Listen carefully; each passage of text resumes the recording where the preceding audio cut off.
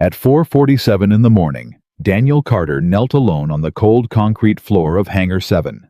Grease on his hands, blood on his knuckle from a stripped bolt, and made a decision that would either save 231 lives or end his career forever. He chose the lives. He always did. What he didn't know was that 3 hours later, the woman who signed his paycheck would fire him in front of every person he'd ever trained. And 6 hours after that, she'd be standing in that same hangar, asking a billionaire investor a question she never expected to have no answer for. Who fixed all 22 planes? Drop your city in the comments right now. I want to see exactly how far this story travels. If this hits you somewhere deep, subscribe and come along. You won't want to miss what happens next. The badge hit the floor before anyone in the room said another word. Not thrown. Not slammed. Just released. Daniel Carter opened his fingers, and the laminated card that had gotten him through security gates for 11 years fell straight down and landed face up on the polished concrete, his photo staring at the ceiling of Victoria Hayes' executive conference room. The fluorescent lights hummed. Someone near the back of the room coughed once and then went completely still. Victoria didn't look at the badge. She looked at him. Daniel was tall. Not the kind of tall that people notice in a crowd, but the kind that fills a doorway and makes you unconsciously take a half step back. He had the hands of a man who had spent 2 decades inside engines' hands that were permanently stained at the knuckle lines. No matter how hard he scrubbed hands that mechanics half his age came to when they couldn't figure out why a sound was wrong or a reading didn't match. He was wearing his work shirt. He'd been called up to the executive floor directly from the hangar floor, and there was still a faint smear of hydraulic fluid on his left forearm that nobody in the room had the nerve to point out. He was 38 years old, and he looked like a man who had decided somewhere around age 34 to stop being surprised by the world. "You are terminated effective immediately," Victoria said. She kept her voice flat, controlled. She'd rehearsed this.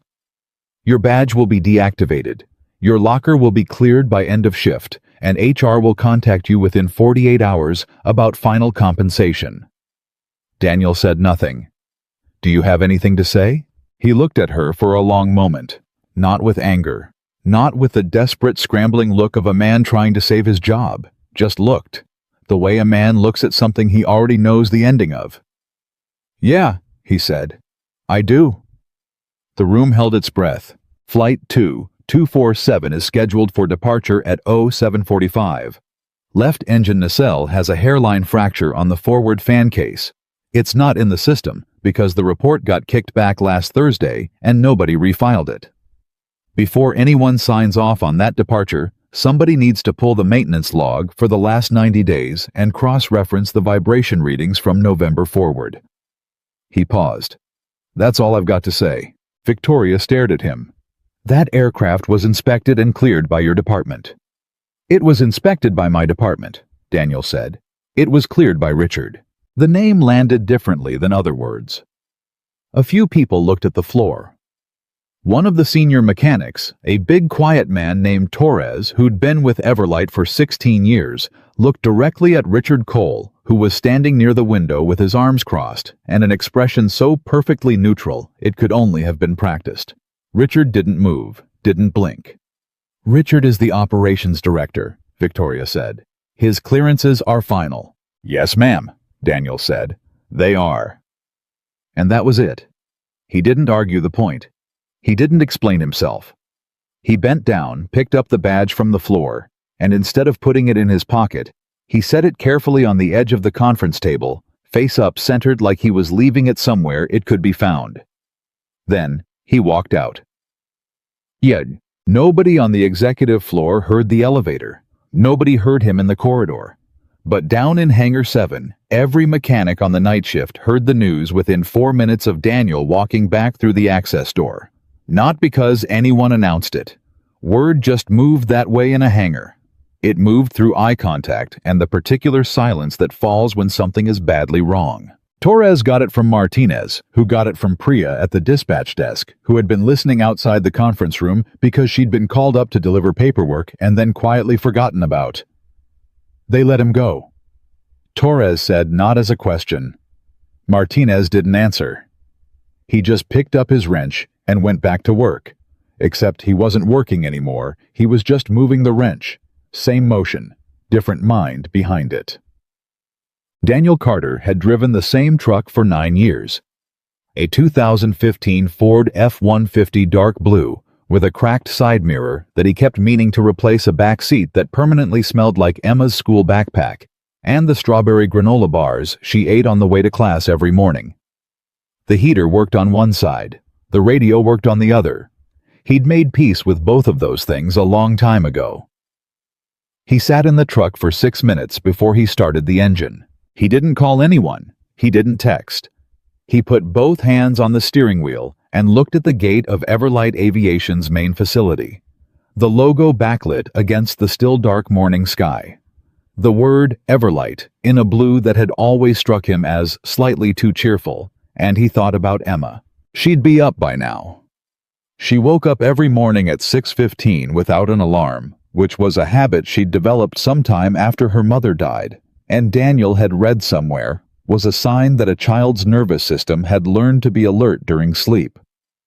He didn't know if that was still true, or if she'd simply grown out of the anxious part of it.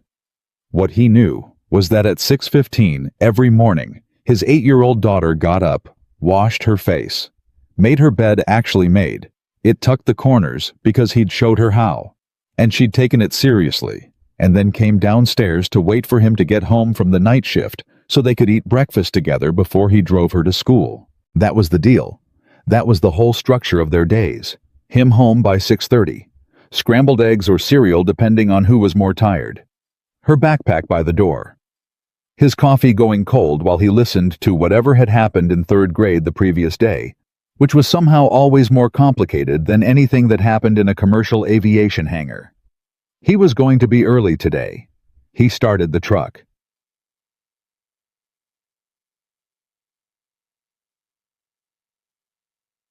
Emma was at the kitchen table with a bowl of cereal and a library book when he came through the door.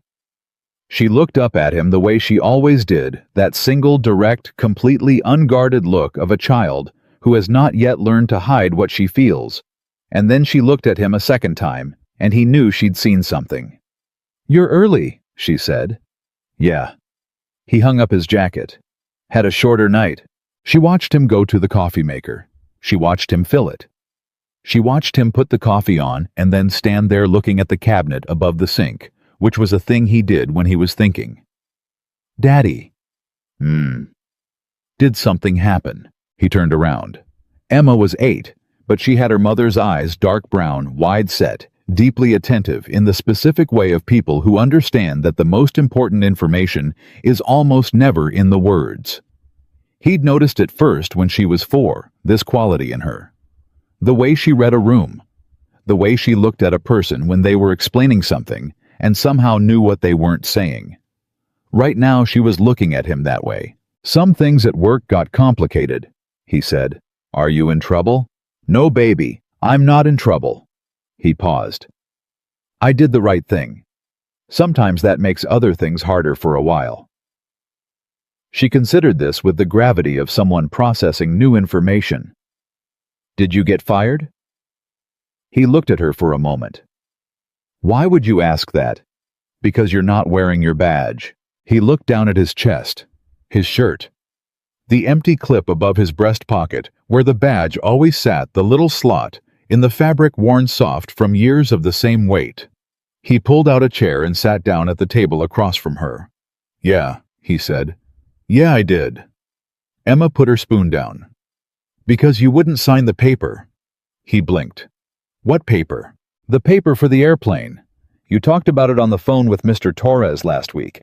I heard you say you wouldn't sign something because it wasn't safe." She looked at him steadily. "I wasn't trying to listen. I was getting water." Daniel put his elbows on the table and pressed his fingers together. "Yeah," he said quietly, "because I wouldn't sign the paper." Emma nodded slowly, processing this the way she processed everything, with a seriousness that always made him feel simultaneously like he had done something right and that he owed her better. "That's okay," she said finally. "Yeah." You always say the plane doesn't care about paperwork. It only cares if it works right. Daniel looked at his daughter. He thought about how he'd said that to her once, maybe a year ago, when she'd asked him why he stayed late when other dads got to come home on time. He hadn't thought she was paying close attention. He'd been wrong about that apparently. "That's right," he said. "That's exactly right." "So you did the right thing," she said, and went back to her cereal like the matter was concluded. He sat with her while the coffee brewed and didn't say anything else. And she read her book, and outside the kitchen window, the sky was doing what it always did in December, lightening late slow, like it was reluctant to commit. Back at Everlight, the morning shift had started. Richard Cole arrived at 8:03, which was slightly later than usual, and slightly earlier than it needed to be, a calibration that suggested a man who was monitoring the situation without wanting to appear to be monitoring it. He went to his office, closed the door, and pulled up the maintenance database on his terminal. He sat very still for a moment. Then he picked up his phone and called the hangar floor. "Who's lead mechanic on duty?" "Kowalski, sir." "Tell Kowalski I need the pre-departure checklist for 2247 on my desk in 20 minutes. A pause. "Yes, sir. Sir, 2247 is the aircraft that—" "I know which aircraft it is." "Yes, sir. Kowalski mentioned there might be a discrepancy in the 20 minutes, Richard said, and hung up. He swiveled his chair and looked out the window at the tarmac where the aircraft sat in a long, pale row in the December morning. From this distance they were just shapes, clean lines, blue and silver, the Everlight logo on each tail that same cheerful blue. He thought about the investor. Marcus Harland was arriving at 10:15. The inspection was scheduled to begin at 11. Victoria had been building toward this day for 8 months, restructuring, rebranding, cutting costs in every department that could absorb cuts. And today was the moment the whole thing was supposed to crystallize into something Harland would want to own a piece of. Richard had done his part. He'd done more than his part. The numbers looked good. That was what mattered. He told himself this looking at the aircraft. The numbers looked good. What Richard did not know, what nobody in any office in the Everlight building knew, was what had happened in Hangar 7 between 2:45 and 5:30 that morning. Daniel had been called into the executive meeting at 6. But before that, he had been working. He'd started on Bay 12 at 2:45 when the anomaly on the vibration sensor caught his eye during a routine cross-check. He almost let it go. The reading was within tolerance, barely, but within it, and he was already 3 hours into a shift that had started at midnight, and he was tired in the way that you get tired when you've been tired for a long time and started forgetting what the other thing felt like. But he pulled the log, and once he pulled the log for Bay 12, he saw the pattern he'd been seeing for 6 months in a new way. Not as individual anomalies, not as the random noise of an aging fleet, but as a shape. A coherent shape. The shape of a problem that had been growing incrementally, report by report, a degree at a time. The way a house settles into bad soil so slowly that nobody notices until the door won't close. He walked to Bay 14. He checked the log. He walked to Bay 9. He checked the log. By 3:15, he had been to 11 aircraft and found the same pattern in 7 of them. Not catastrophic failures. Not anything that would have triggered an automatic grounding. But the kind of compounding, deferrable maintenance that looked manageable in isolation and looked very different when you added it up. Daniel was an engineer by training. He'd done his undergraduate degree in aerospace engineering at Purdue, started a master's program, quit when his wife got sick the first time, gone back. Quit again for good when she died, and Emma was 4 years old, and someone had to be home. The career he'd planned. Design systems engineering, maybe eventually flight safety management, had become this instead. The night shift. The hangar floor. The unremarkable title of senior mechanic that didn't convey to anyone who hadn't stood next to him while he worked what he actually was. What he actually was someone who could see the whole aircraft at once. Not just the part in front of him. Not just the task on the work order. The whole machine as a system, every part in relationship to every other part. It was the kind of thinking that engineering school tried to teach and usually failed at, because it couldn't really be taught. It was something you either developed through years of close attention to the ways things failed, or you didn't. Daniel had it. He had had it since he was 24 years old, and a senior engineer at the facility where he first worked had watched him rework a maintenance procedure from scratch correctly on his third month on the job and said, "You see the whole board." He hadn't known what that meant then. He did now. At 3:45 in the morning, Daniel made a decision. He had two choices. He could file the reports, all of them complete and documented, and walk away knowing that Richard would kill them in the queue before morning, the same way Richard had killed every report Daniel had filed for the past 6 months. Or he could do something else. He picked up his tools. He went to Bay 12 and started working. He worked through until 5:20. He didn't stop. He didn't sit down. He moved through the hangar the way he moved through every problem methodically, without wasted motion. One thing at a time, fully present in each task, before he picked up the next one. Torres found him at 4:15 when he came in early for the morning prep shift.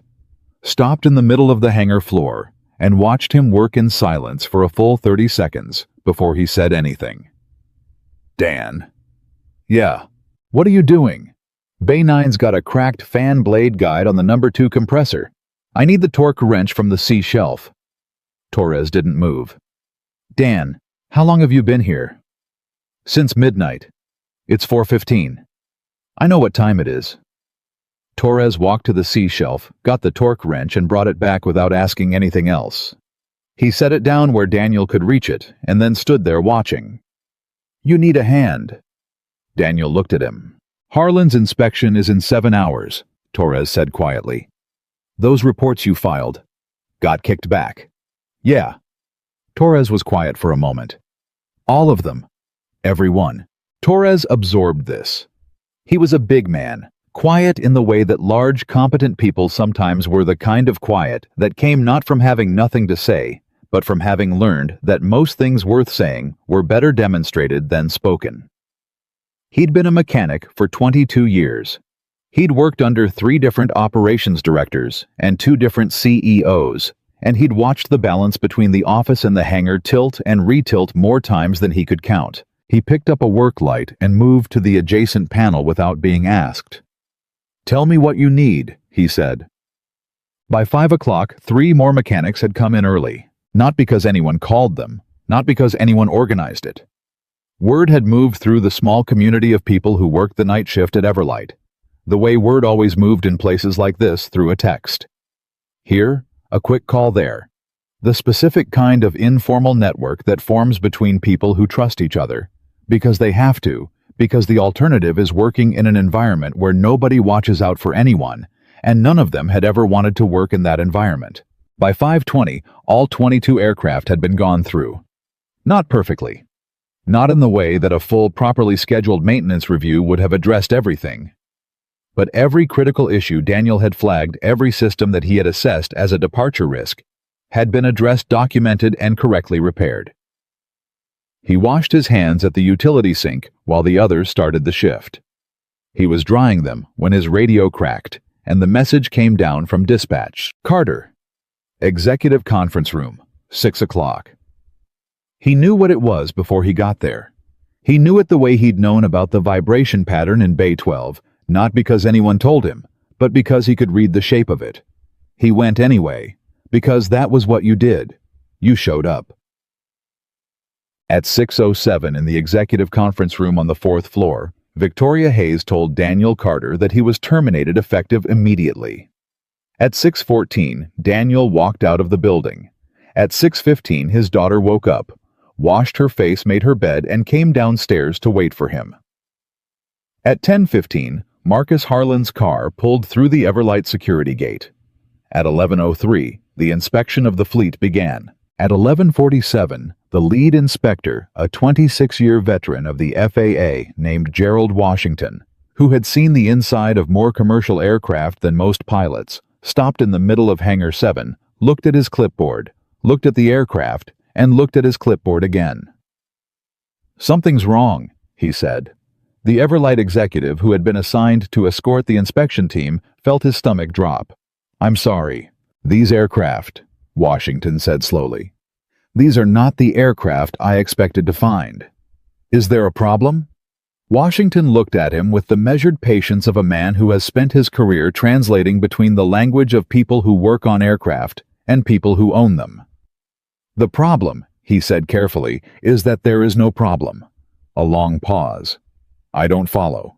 Based on the pre-inspection reports your company filed with us," Washington said, "I came here expecting to find 17 aircraft with deferred maintenance items. 3 of them were in a category I would have flagged for immediate review." He looked down the row of aircraft. "What I am actually finding is a fleet that somebody went through very recently and very carefully. And what I want to know," he said, looking at the executive with the polite but immovable quality of someone who has all day and knows it is who. "Taw." Victoria Hayes was standing at the far end of the hangar with Marcus Harland when Washington found her. Harland was exactly what you'd expect a billionaire aviation investor to look like. Which was to say, he looked like nothing in particular. Medium height, expensive, but understated coat. The kind of face that revealed nothing, because everything about it had been arranged over decades of high-stakes negotiation to reveal nothing. He asked good questions. He listened carefully. He had shaken Victoria's hand that morning and said warmly and precisely, "I'm looking forward to seeing what you've built here." She'd taken it as a compliment. She hadn't yet understood it wasn't one. Washington approached and she introduced him to Harlan Lead Inspector, 26 years of experience, absolute professional, and Washington shook his hand and then turned to Victoria. "Ms. Hayes," he said, "I need to ask you about your maintenance team." "Of course. What specifically?" "These aircraft have been serviced, recently, thoroughly. I'm finding documentation of repairs that weren't in your pre-inspection filings, and I'm finding those repairs are correct." He held up his clipboard. "What I cannot find is who authorized them." Victoria kept her expression level through an act of will. "My operations team manages all maintenance authorizations. Richard Cole is the director. He can answer any—" "I've spoken to Mr. Cole," Washington said. "He referred me to the maintenance database. The database shows the work orders. What it doesn't show me is who did the work." He paused. "When I asked your mechanics directly, they were reluctant to answer." Victoria looked at Harland, who was watching this exchange with the specific attentiveness of a man who had not become wealthy by failing to notice when people were being evasive. She looked back at Washington. "I'll get you an answer," she said. She found the mechanics in a cluster near the tool bay, Torres, Martinez, Kowalski, Priya, and 4 others. They went quiet when she walked up, not the quiet of people who didn't know things, but the quiet of people who were deciding whether to say them. "I need to know who performed the maintenance on these aircraft," Victoria said. Nobody spoke. "I am asking a direct question. Someone did this work. I need to know who." Torres looked at Martinez. Martinez looked at his boots. Then, from the back of the cluster, a young mechanic named Santos, 26 years old, been with Everlight for 18 months, had been trained almost entirely by Daniel Carter, said quietly, "You already know." Victoria looked at him. "Excuse me? You fired him 6 hours ago," Santos said. "You know who it was." Marcus Harland heard it from the inspector before Victoria could get back to him. He stood in the middle of the hangar and listened to Washington's summary, and then he was quiet for a moment, looking at the aircraft, and then he said, "So the man who maintained this fleet was terminated this morning." "That's what I'm being told," Washington said. "And the man who cleared the maintenance filings, the ones that didn't match what I'm actually looking at right now, is still employed. That is also what I'm being told." Harlan nodded once. He looked at the aircraft for another long moment. "Get me Victoria Hayes," he said. Captain Michael Reed had been an Everlight pilot for 14 years. He was standing near the office corridor when Victoria came through, moving quickly in the direction of the executive elevator. And he did something he had never done in 14 years of working for this woman. He stepped into her path. "Captain Reed," she said. I need to— Daniel Carter, Reed said. She stopped. He stayed after a winter storm last February, Reed said. Do you remember February ice on the ground? De-icing fluid running short, half the crew called out sick. I was scheduled to fly 2:09 to Atlanta with a full load. He paused. I would not have flown that aircraft. The de-icing on the left wing was incomplete, and the crew had signed off on it anyway because they were exhausted and they had a quota. Daniel came back. He'd finished his shift. He came back on his own time in the middle of a February ice storm, and he redid the procedure himself. I stood there and watched him. Victoria said nothing. He never filed a report on that, Reed said. He knew it would go to Richard. He knew it would get buried, so he just fixed it. And he never told me why he came back, but I knew. He looked at her steadily. I've been flying for 19 years. You develop a sense for the people who actually understand what it costs when something goes wrong up there. He paused. Daniel Carter understood it better than anyone I have ever worked with. Victoria looked at him. Where is he? She said. Reed turned and looked at the exit door, the big rolling access door to the tarmac, the one Daniel had walked through that morning after leaving the conference room. And then, because sometimes life is not subtle, he was standing there. Daniel Carter was standing in the access doorway.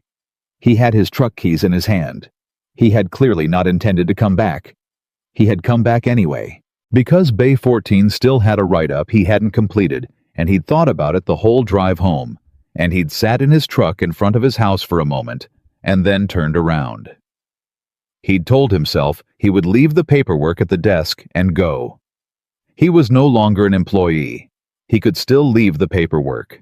He stood in the doorway and looked at the hangar and at the cluster of people near the inspection team and at Victoria Hayes, who was 30 feet away, and their eyes met. For a moment nobody said anything. Marcus Harland, who had followed Victoria at a measured distance and was now standing to her left, looked at Daniel Carter. Then he looked at Victoria. Is that him? Harland said. Victoria Hayes, CEO of Everlight Aviation. Mother of 2. Daughter of the man who founded this company. A woman who had never in 15 years of leadership been at a loss for the exact right thing to say, said nothing. Because the only honest answer was yes. And she had not yet learned quite yet how much everything was about to cost her, and what she was going to have to become before she could earn back what she'd thrown away. The hangar was quiet. The planes waited. And the man who had saved 22 of them stood in the doorway with truck keys in his hand, watching the world catch up to what he already knew. Nobody moved for 3 full seconds. That might not sound like a long time. But stand in an aircraft hangar with 22 planes around you, a billionaire investor to your left, an FAA inspector behind you, and 60 employees watching from every angle and count 3 seconds. It's a long time. Victoria Hayes was the one who finally broke it. Daniel. Her voice came out differently than she expected. Lower. She'd meant it to sound composed. It didn't. I need you to come inside. Daniel didn't answer immediately. He looked at the hangar the way he always looked at it. Not at the people, not at the executives, but at the aircraft. All 22 of them sitting in their rows, engines, cold cabins, empty, every one of them in better shape than it had been 12 hours ago. He looked at them the way a man looks at something he built with his own hands and then had to walk away from. Then he looked at Victoria. I came back to finish a write-up on Bay 14, he said. I'm not an employee anymore. I'll leave the paperwork at the front desk. Daniel. Ms. Hayes. He said it quietly without heat. I don't work here. Marcus Harland cleared his throat. It was a small sound, barely audible over the ambient noise of the hangar, but every person within 30 feet heard it as clearly as a starter pistol. Harland stepped forward not aggressively, but with the specific, unhurried authority of a man who had bought and sold companies larger than Everlight and understood that the most important moment in any negotiation was the one where you established which person in the room actually controlled the ground. Mr. Carter, Harland said. My name is Marcus Harland. I'd like 10 minutes of your time. Daniel looked at him. I know who you are. Then you know I didn't come here to waste either of our time. Harlan glanced at the aircraft, then back at Daniel. I've been in this industry for 30 years. I can tell the difference between a maintained fleet and a managed appearance. What I'm looking at right now is a maintained fleet. He paused. Nobody on that executive floor did this, so I'd like to know who did and why, and what that person knows that everyone else in this building apparently doesn't. Silence. Then Gerald Washington stepped forward from behind the inspection team, his clipboard at his side. Mr. Carter, he said, I've been doing these inspections since 1998. Bay 9 alone, the number 2 compressor repair that's a 4-hour job minimum under ideal conditions. Bay 12's fan casework is another 3. These aren't patch jobs. These are correct repairs. He looked at Daniel steadily. You did this between midnight and 5:30 this morning. It wasn't a question. Daniel said nothing. You did it knowing you were probably going to get fired. Washington continued. And you did it anyway. A long pause. The planes were going to be inspected, Daniel said finally. People were going to be on those planes after the inspection. I knew what condition they were in. He shrugged a small motion economical. That's all. Torres, standing 15 feet away near the tool bay, made a sound that wasn't quite a laugh and wasn't quite a cough. It was the sound a man makes when he hears something stated so simply that the simplicity is almost painful. Victoria Hayes stood between the two men and felt the specific sensation of a floor dropping away beneath her. 11:41 of the morning. Richard Cole was in his office on the 3rd floor when his assistant knocked and told him that Mr. Harland wanted to see the maintenance records. Not the summary reports, the actual records. The raw database. Everything filed since January 1st. Richard kept his expression perfectly neutral. Tell him I'll have my team pull the relevant files and format them for, he said, raw database, the assistant said. He brought his own people. They want access to the system directly. Richard was quiet for 1 beat, 2 beats. I'll need to check with Ms. Hayes about data access protocols. Ms. Hayes authorized it, the assistant said. 20 minutes ago. Richard picked up his phone after the assistant left and called the one person he could call, which was his attorney, and got voicemail. He set the phone down. He looked at his terminal. He looked at the window. He looked at the aircraft on the tarmac, small and distant, and clean in the winter light. He had 14 months of maintenance reports in that database. He had altered 23 of them. Not dramatically, not in ways that would have been obvious to anyone who wasn't looking very carefully, which was the point, because nobody was supposed to be looking very carefully. Small adjustments. Deferral dates pushed back. Risk classifications downgraded by 1 level. Language softened in the summary fields, so that words like requires immediate attention became recommend scheduling review at next available opportunity. Each change was defensible in isolation. Together as a pattern, they told a very different story. He had known Daniel was finding them. Daniel had been finding them for 6 months and filing counter-reports which Richard had killed in the queue before they reached anyone with authority. Richard had told Victoria that Daniel was a problem insubordinate, resistant to change, unable to adapt to modern operational efficiencies. He'd said it gradually, carefully, in the specific way you say things to a busy executive who trusts you. A comment here, a shaken head there, a document slid across a desk at the right moment. Victoria had believed him. She'd believed him because Richard was professional and articulate and produced reports that showed the numbers going in the right direction, and Daniel was a night shift mechanic who pushed back on everything and made meetings difficult and refused repeatedly to sign off on things that Richard said were fine. It had worked. Right up until this morning. Richard stood up from his desk and walked to the window. Below him through the glass he could see the hangar entrance. He could see at this distance the cluster of people, the inspection team, the executives, Harlan's people, and somewhere in the middle of it, a tall man in a work shirt who had no business still being on this property. He needed to get down there. He needed to control the narrative before Daniel Carter opened his mouth. He got to the hangar floor at 11:53 and immediately understood that he was too late. Not because of anything dramatic, not because anyone looked at him with accusation or stepped forward to confront him.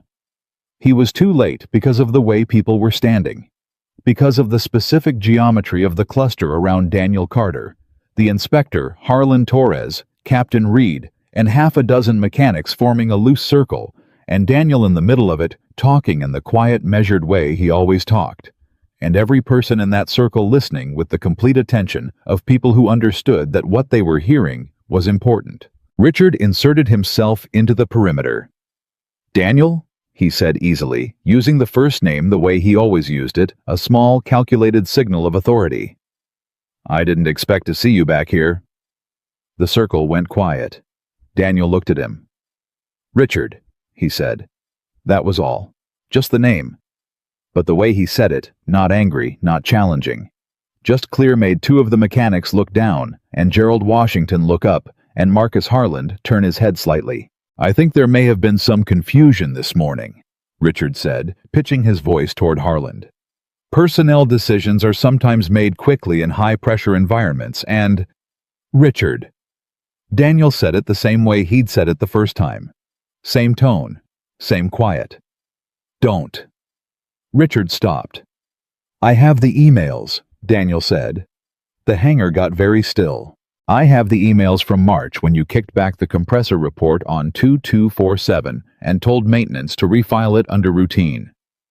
I have the emails from June when I flagged the hydraulic seal issue on 4 aircraft, and you replied that the risk assessment had been reviewed at the operational level. I have the emails from August, September, October, and November." He paused. "I've had them for a long time. I kept them because I knew this day was coming." Richard's face did not change. This was, Daniel thought, the most frightening thing about Richard Cole. Not that he was malicious, though he was, but that he was so composed about it. He had the face of a man who had prepared for every contingency, and even now, even in the middle of the worst possible version of this situation, he didn't panic. He just recalibrated.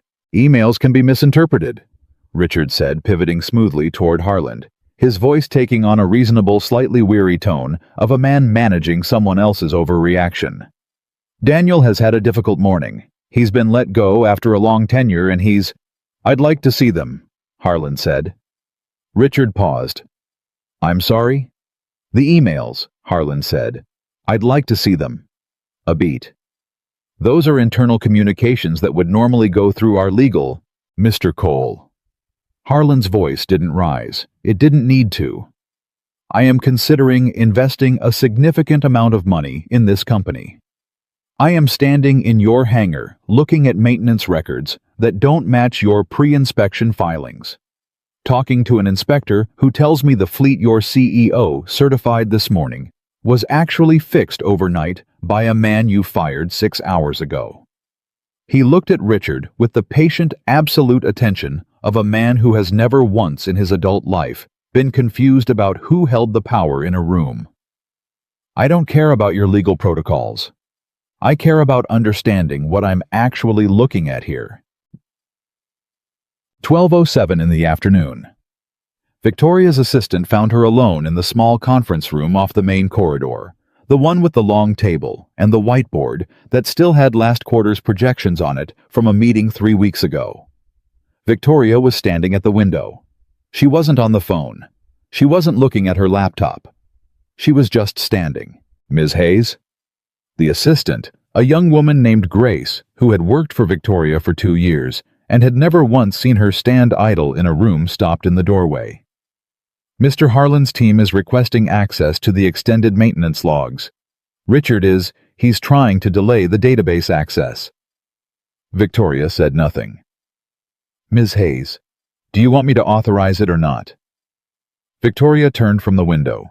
Her face looked different. Grace would think about it later and struggle to describe exactly how, not older, not defeated, not any of the obvious things. Just different. Like something that had been pulled tight for a long time had let go, and the release wasn't relief, but something more complicated. Authorize it, Victoria said. Everything. Give them everything. Grace nodded and left. Victoria turned back to the window. She thought about her father. Thomas Hayes had built Everlight Aviation from a 3-plane charter operation out of a regional airport in Ohio. He'd spent 22 years building it into a mid-size carrier with 60 aircraft and routes across 18 states. And when his health declined and he handed it to Victoria 8 years ago, he'd said one thing that she had written down at the time and then somewhere over the following 8 years had allowed to become a nice-sounding phrase rather than an operating principle. He'd said, "The planes are the company. Everything else is paperwork." She thought about Daniel Carter standing in the hangar doorway with his truck keys in his hand. She thought about what it cost a man raising a daughter alone on a mechanic's salary working midnight shifts in a hangar while the rest of the world slept to come back. After being fired, after being publicly dismissed in front of his colleagues, after 6 months of filing reports that disappeared. To come back with a work order because Bay 14 still had an open write-up. She thought about Emma. She didn't know Emma's name yet. She would later. But she knew because Torres had told Reed, who had told Grace, who had mentioned it in passing while authorizing database access, that Daniel Carter had an 8-year-old daughter and that he'd taken the night shift because it let him drive her to school every morning. She had fired a man at 6 in the morning for refusing to falsify a safety certification. He had driven home. His daughter had woken up at 6:15. And he had come back. Victoria Hayes pressed her fingertips against the cold glass of the window and breathed. Card.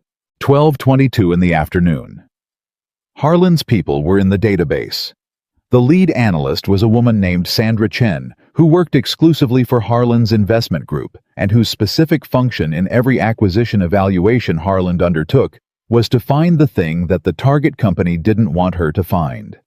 She had been doing this for 11 years. She was very good at it. She found it in 40 minutes. She printed a summary, 16 pages, and brought it to Harlan in the hangar where he was standing with Gerald Washington and Daniel Carter, who was still on the premises technically, without authorization, and who had shown no inclination to leave. Sandra handed Harlan the summary. He read it standing up, which was how he read everything that mattered.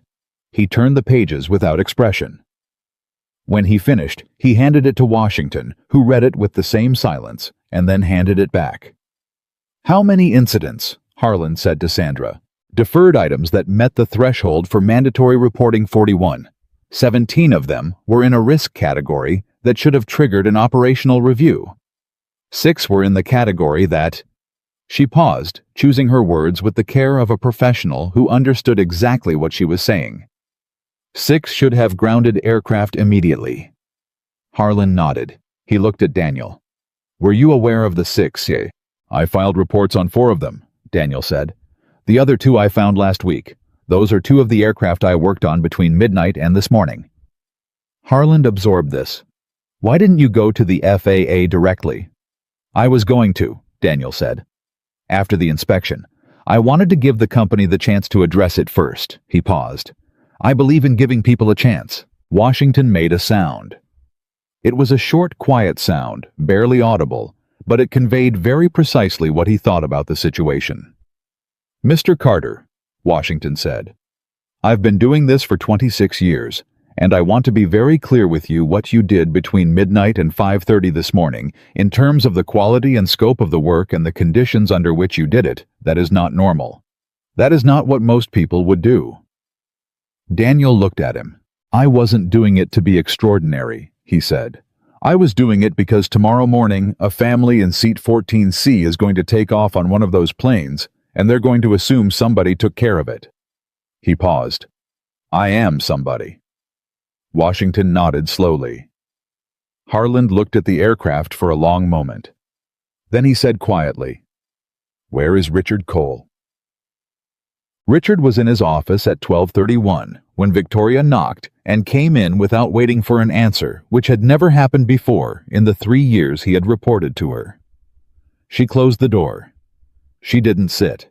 She put a 16-page printed summary on his desk face up and stood back. Richard looked at it. He didn't pick it up. I can explain the methodology behind the reclassifications, he said, in the context of operational efficiency and the investor timeline. Stop, Victoria said. Richard stopped. My father spent 22 years building this company, Victoria said. Her voice was quiet and very controlled, which meant it was very close to not being either of those things. He built it on the idea that safety was non-negotiable, not aspirationally non-negotiable, actually non-negotiable. He turned down 2 acquisition offers in the 90s because the buyers wanted to restructure maintenance. He walked away from money because he believed in something. She paused. I hired you. I trusted your reports. I let you tell me that the man most qualified to assess this fleet was a liability and a troublemaker. And I believed you because you showed me numbers, and he showed me complications, and I chose the numbers. Richard said nothing. 6 aircraft should have been grounded, Victoria said. 6.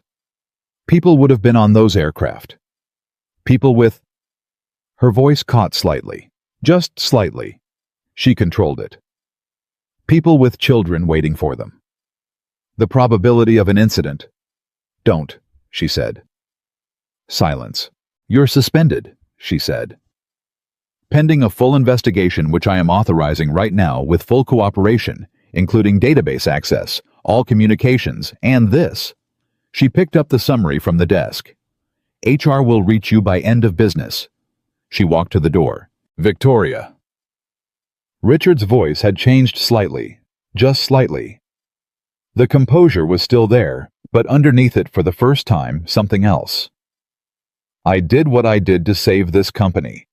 The numbers needed to look a certain way for the investor timeline. Everything I did was for the numbers, Victoria said without turning around. I know, that's the problem. She opened the door and left.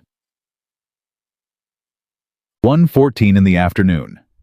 Daniel was at the dispatch desk filling out the Bay 14 write-up when Torres sat down next to him. They didn't say anything for a moment. That was normal for them. They'd worked together for 7 years and had developed the comfortable silence of people who trust each other completely and don't need to fill the air. Harland wants to talk to you, Torres said finally. I know. Daniel didn't look up from the write-up. Priya told me. You going to... After I finish this. Torres looked at the write-up. Dan, you're not on the clock. The write-up's still wrong, Daniel said. It doesn't matter whose clock. Torres sat with that for a moment. Santos is asking if he should start the afternoon maintenance cycle or wait, Torres said. Tell him to start on the cycle. The engine run-up on Bay 8 needs to go first. There's a torque value I want him to check before he signs anything. You know you don't actually work here anymore. I know. So technically you can't direct maintenance operations. I know. So when I go tell Santos what you just told me, it's going to be because I, as acting senior mechanic, am directing him. Not because you are. That's right. Torres nodded. Okay. He got up. For what it's worth, he said, pausing behind Daniel's shoulder. Every person in this hangar today, every one of them knows what you did, and none of them are going to forget it. Daniel kept writing. I didn't do it so they'd remember, he said. I know, Torres said. That's why they will. 1:47 in the afternoon. Harland found Victoria in the main corridor. He was carrying the 16-page summary, and he was alone, which meant he'd sent his people to do their work, and kept this conversation for himself, which was how he operated with things that actually mattered. I want to tell you something, he said. Not as an investor, as someone who has been in this industry for 30 years. Victoria waited. I've evaluated 41 acquisition targets in aviation, Harland said. 41. In almost every case, the most important information I needed was not in any document I was given.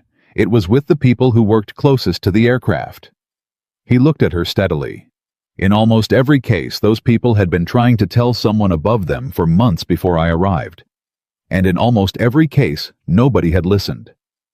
Victoria held his gaze. I am not going to invest in Everlight, Harlan said. Not because this company is broken. It may not be. But I cannot make a sound evaluation of an asset when the person who understands it best was terminated this morning, and the person who misrepresented it is sitting in an office on the third floor. He paused. What I can tell you is this, the man in your hangar. If you are smart, and I believe you are smart, you will not let that man walk out of this building today without a reason to come back. Victoria said nothing. Not because you need him, Harlan said. Because he needs to know that the thing he spent 20 years protecting is worth protecting. And right now he's not sure. He tucked the summary under his arm. I'll see myself out. Xiaoged, 2:19 in the afternoon. Victoria found Daniel at the dispatch desk, just finishing the Bay 14 write-up. He looked up when she approached, and then looked back at the form, which told her he knew what was coming, and wasn't going to make it easier for her, which was fair. She didn't have a speech prepared. She had thought about preparing one upstairs while Harlan was saying goodbye to his team, and she had rejected it because everything she drafted in her head sounded like something a PR department had written, which was the last register she could afford to be in right now. She sat down across from him. He kept writing. My father used to come down to the hangar, she said. In the early years, before the company got big enough that he had a full executive team and enough meetings to fill every day. He used to come down on Sunday mornings when the hangar was quiet, and he'd walk the aircraft and talk to whoever was working. She paused. He always said the hangar was the only place in the company where you couldn't lie. He said the aircraft kept you honest because they didn't care what the reports said. They only cared what was true. Daniel had stopped writing. He was still looking at the form, but he was listening. I stopped going to the hangar, Victoria said. Somewhere around year 3. Too many meetings, too much else. I started trusting the reports more than the people, and I hired someone who was very good at producing reports that told me what I needed to hear. She paused. I'm not telling you this as an excuse. I'm telling you because you deserve to know. I understand exactly what I did wrong. Daniel looked up from the form. He didn't say anything immediately. He looked at her the way he had looked at her in the conference room this morning, not with anger, not with the specific wounded quality of a person who wants you to know how badly they've been hurt, just with that direct measuring attention. My wife died when Emma was 3, he said. Victoria blinked, caught off guard by the shift. She had a pulmonary embolism on a Tuesday afternoon in October. She was 34 years old. He kept his eyes on Victoria, and his voice stayed even, but there was something underneath the evenness. The thing about losing someone that fast, that young, without warning the thing you carry afterward, is the knowledge that it can happen anywhere, that every person on every flight is someone who matters completely to someone else. That when I sign my name on a maintenance report, I am signing it for that person. Not for the airline, not for the investor, for the person in seat 14C who is going home to someone who loves them. He picked up his pen and finished the write-up. He set it on the desk. An apology doesn't fix a broken system, he said. I need to know the system changes.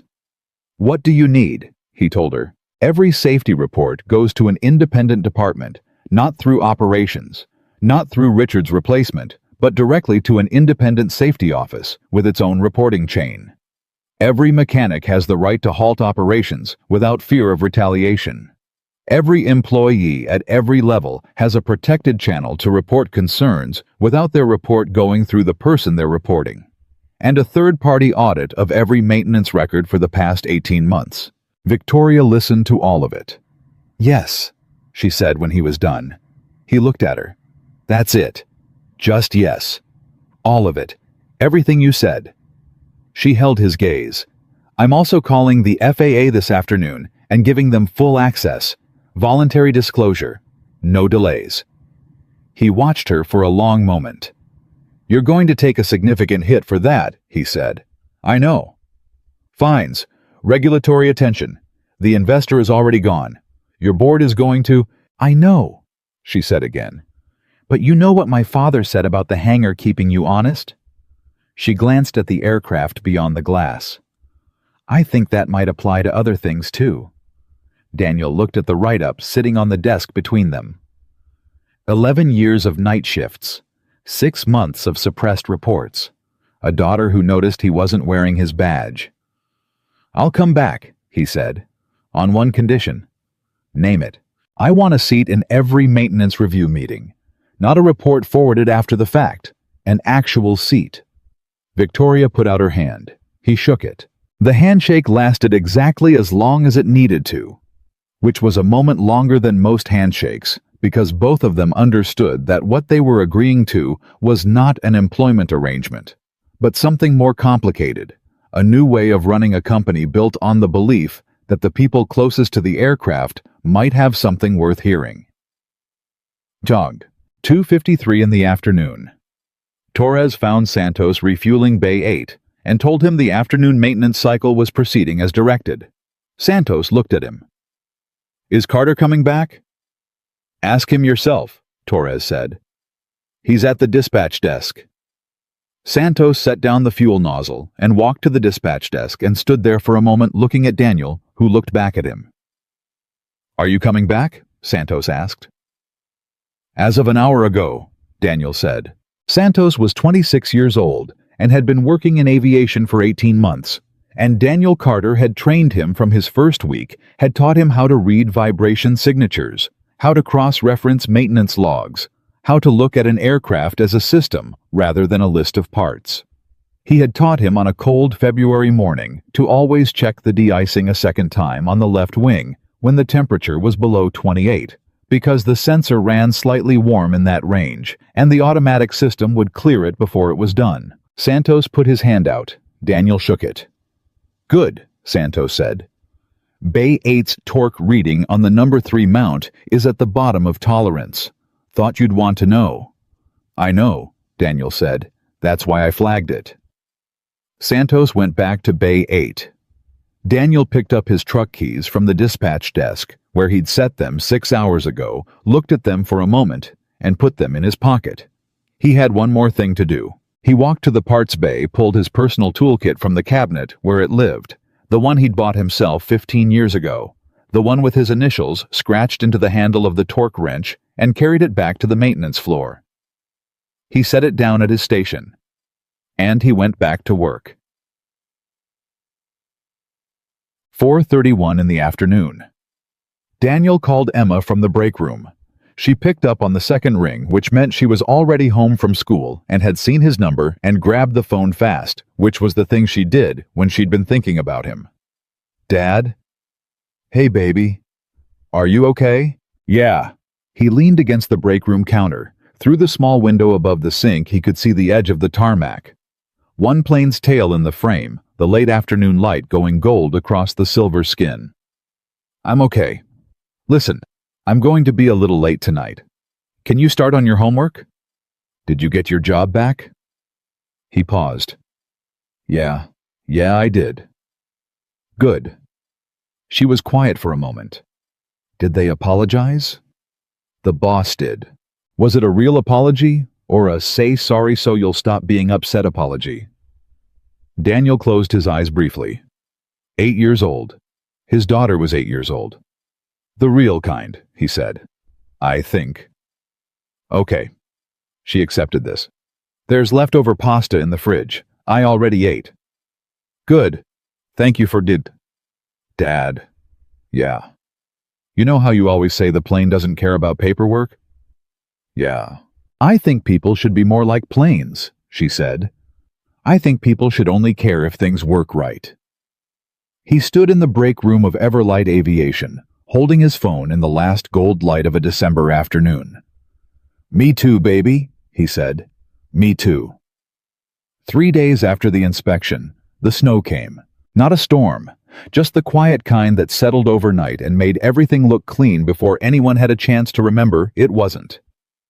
Daniel drove to the facility at 5:45 in the morning, the same way he always had, the same route, the same truck, the same cracked side mirror.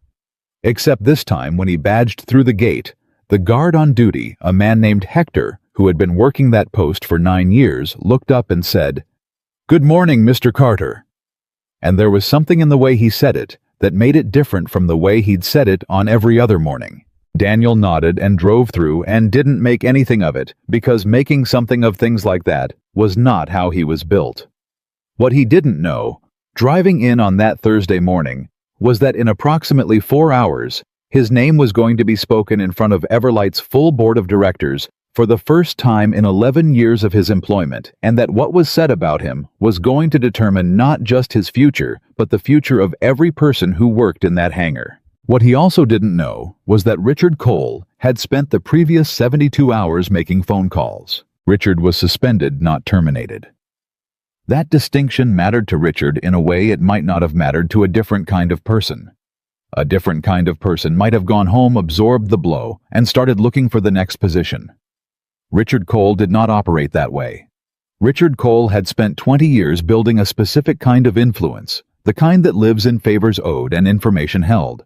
And he understood with the cold clarity of someone who has always approached relationships as assets that influence of that kind did not simply expire because your badge had been deactivated. He had made 11 calls in 72 hours.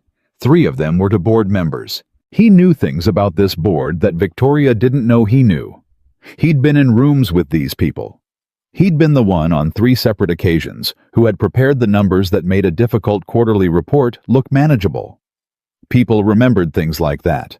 People who sat on boards of struggling mid-sized airlines and depended on the operations director's optimistic framing of their investment did not always love the idea of that framing being removed. What Richard was quietly telling those board members was this: the investigation that Victoria was pursuing the full voluntary disclosure to the FA, the third-party audit.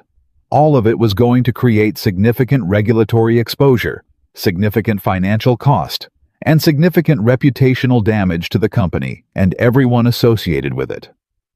What he was suggesting, with the careful indirection of a man who had never once in his career left a fingerprint on anything, was that perhaps a more measured response was warranted. Perhaps the issues had been addressed. Perhaps there was no need to escalate further. 2 of the 3 board members had listened.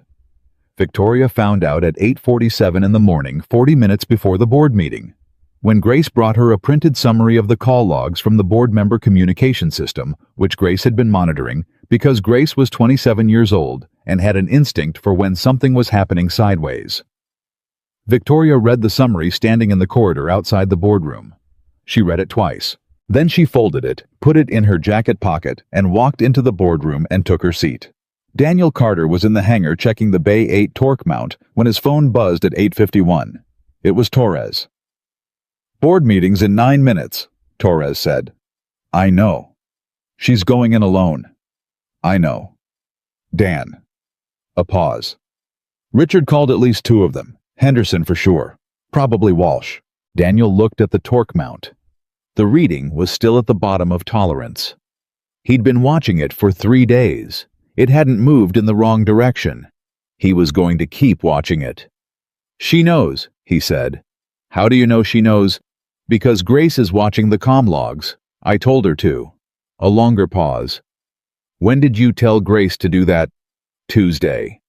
Silence on the line. "You've been 3 steps ahead of this the whole time," Torres said. Not a question. Something between admiration and exasperation, and something else that didn't have a clean name. "The board meeting is the last place it can go wrong," Daniel said. "After that, it's in the FAA's hands, and it doesn't matter what Richard does." He set down his calibration tool. "Victoria has to get through the next 2 hours. And if she doesn't..." Daniel picked up his tool again. "Then we'll deal with what comes next," he said. He hung up and went back to the torque mount, because the torque mount still needed watching. The board meeting started at 9 o'clock. Victoria stood at the head of the table and looked at 11 people, who between them held the future of this company and the jobs of 412 employees, and she said, "I want to start by telling you something I should have said 3 days ago, which is that I made a serious mistake, and I intend to account for it completely." The room was quiet. The pre-inspection maintenance filings that were submitted to the FAA on Monday did not accurately represent the condition of our fleet. The inaccuracies were systematic and deliberate, and they originated in the operations department under Richard Cole's direction. She opened the file in front of her and turned it to face the board. I have the documentation, all of it. Every altered report, every suppressed safety filing, and every email exchange that shows the suppression was intentional. Henderson, a 63-year-old former airline executive who had been on the Everlight board for 7 years and who Richard had called at 9:30 Tuesday night, leaned forward. "Victoria," he said carefully, "before we go further, I want to raise a concern about the scope of the proposed disclosure. The FAA voluntary disclosure process, while well-intentioned, creates..." "Bill." Victoria said his name the same way Daniel had said Richard's name 3 days ago. Not angry, not challenging, just clear. "I've already filed." Henderson stopped. "I filed Monday afternoon," Victoria said. "Full disclosure, complete documentation. The FAA has everything." She looked at him steadily. "So the question in front of this board is not whether to disclose. That decision has been made and I take full responsibility for it.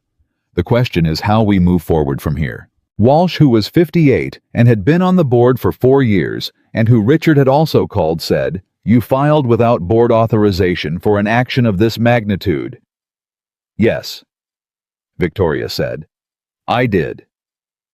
"Victoria, that's a significant. People would have been on those aircraft," Victoria said. 6 aircraft that should have been grounded, people with families and children and people waiting for them at home." Her voice did not waver. "I will answer for filing without board authorization. I will answer for it here, and if the board wants to remove me, that is within your rights. But I will not apologize for the substance of the decision." The room was very still. Then, a board member named Carol Marsh, 71 years old, the only former pilot on the board, a woman who had flown commercially for 23 years and had been retired for 8, and was regularly the quietest person in any meeting she attended, spoke for the first time. "Good," she said. Everyone turned to look at her. "Good," she said again. "That's what a CEO is supposed to do." Henderson looked at her. Walsh looked at the table. "I'd like to hear about the man who fixed the planes," Carol said. She looked at Victoria directly. "The one you fired Monday morning. I'd like to understand exactly who he is and what the plan is to keep him." And so for the next 40 minutes, Victoria told them. She told them about Daniel Carter, in a way she had not anticipated being able to tell it, not as a liability management story, not as an HR narrative, but as the actual truth of what had happened. She told them about 11 years on the night shift. She told them about the 6 months of suppressed safety reports. She told them about midnight to 5:30 on Monday morning, what one person had done in that time and why. She told them about Bay 9, the number 2 compressor, about Bay 12's fan case. She told them what Gerald Washington had said 26 years of inspections. Not normal, not what most people would do. She told them what Daniel had said in response. "I am somebody." Carol Marsh wrote something on the notepad in front of her. Henderson was quiet. Walsh looked at the table and didn't look up, and after a while, it became clear that whatever Richard had said to him on the phone Tuesday night, it was not holding up well in the light of what he was hearing now. At 9:53, Victoria put the final document in front of the board. It was Daniel's proposed safety reform framework. All of it. Independent safety reporting chain. Mechanic halt authority. Protected disclosure channel. Third-party audit. "This is what he asked for in exchange for coming back," she said. "I agreed to all of it. I'm asking the board to ratify it." A pause. Henderson looked at the document. "The operational cost of an independent safety department is less than the cost of the lawsuit that follows one preventable accident," Carol said, without looking up from her notepad. Henderson closed his mouth. The vote was 9-2. Victoria called Daniel at 10:21. He was still at Bay 8. "Board ratified everything," she said. A pause. "All of it. All of it." He didn't say anything for a moment. She could hear the background noise of the hangar through the phone, the ambient sounds of an active maintenance floor, the kind of sounds that meant people were working. The torque mount on Bay 8 is still reading low, he said. She blinked. Daniel, I know, he said. I heard you. All of it. Another pause, shorter this time. Thank you. He said it the way he said everything, directly, without ornament. I'll have a report on Bay 8 on your desk before noon. He hung up. Victoria looked at her phone for a moment. Then she smiled slightly in the way a person smiles when they encounter something they weren't expecting to find. Not funny, not sentimental, just genuinely surprising in a way that reminds you the world is larger than your current understanding of it. She put the phone in her pocket and went to tell Grace the vote. She did not know yet about the second thing Richard had done. The first thing was the board calls, which hadn't worked. The second thing was the journalist. His name was Paul Stenger, 44 years old. Aviation industry reporter for a trade publication that was small by general media standards and enormous by aviation industry standards, the kind of publication that every airline executive, every FAA official, and every major aviation investor read. Richard had known Paul Stenger for 6 years. They had the kind of relationship that forms between an operations director and a trade journalist over a period of years, careful, useful to both parties, built on the exchange of information for access in the specific way that such relationships work. Richard had called Paul Stenger on Tuesday evening. He had not told Paul the truth. He had told Paul a version carefully constructed internally, consistent, built on real facts arranged in a misleading order. The version Richard told was about an operations director who had been making difficult but necessary decisions in a challenging financial environment, whose judgment calls had been taken out of context by a disgruntled terminated employee, and whose suspension was an overreaction by a CEO panicking under investor pressure. Paul Stenger had asked good questions. Richard had answered them well. The story was scheduled to run Thursday afternoon. Grace found the advance copy in the media monitoring system at 11:17.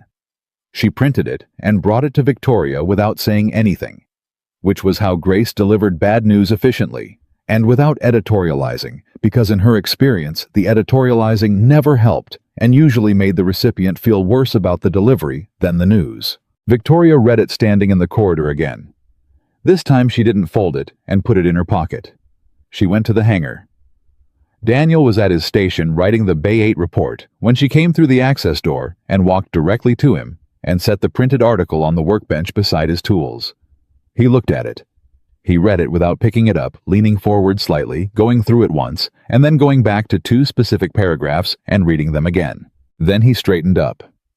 "When does it run?" he said. 3 o'clock. He looked at his watch. It was 11:41. "Do you want to respond?" she said. "Does the story name me?" "By job title, not name. Senior mechanic terminated Monday." "Does it name you?" "Yes." He was quiet for a moment. Then he said, "Call Paul Stenger." Victoria looked at him. "You know him." "I know who he is. I've read his work." He picked up the article now, folded it once, set it back down. "He's a good reporter. He got bad information, which is different. Call him and tell him you want to talk. Tell him you'll give him everything, the documentation, the FAA disclosure, the board vote this morning, all of it, on record. He's going to run the story either way. The deadline. He's going to run the story he has, or he's going to run a better story," Daniel said. "A better story is a reporter's first choice every time, if you give them the chance." He looked at her. "But you have to give him everything. Not a managed version. Everything." Victoria looked at the article on the workbench. "Richard's version of this is that I panicked," she said. "That I overreacted to a disgruntled employee and threw my operations director under the bus to placate an investor. I know. If I give Stenger everything, including the altered reports, including the FAA disclosure, including the 6 aircraft that should have been grounded, that's not just Richard's career. That's potential criminal exposure."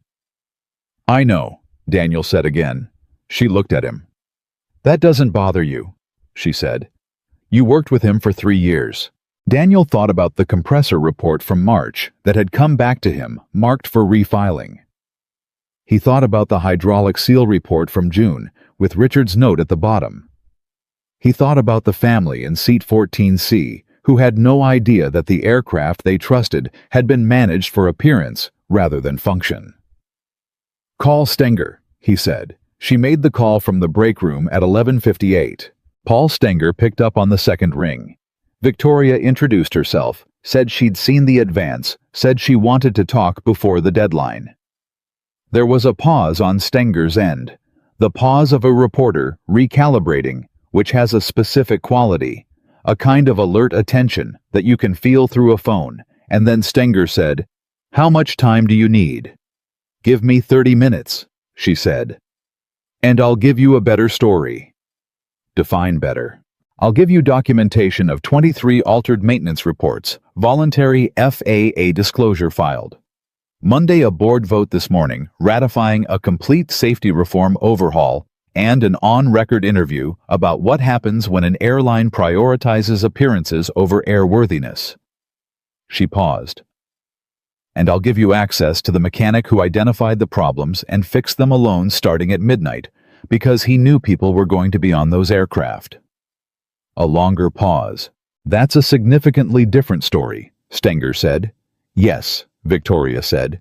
"It is. Can you get me the documentation in the next 20 minutes? I can get you everything in 15. Stenger's deadline was 3 o'clock.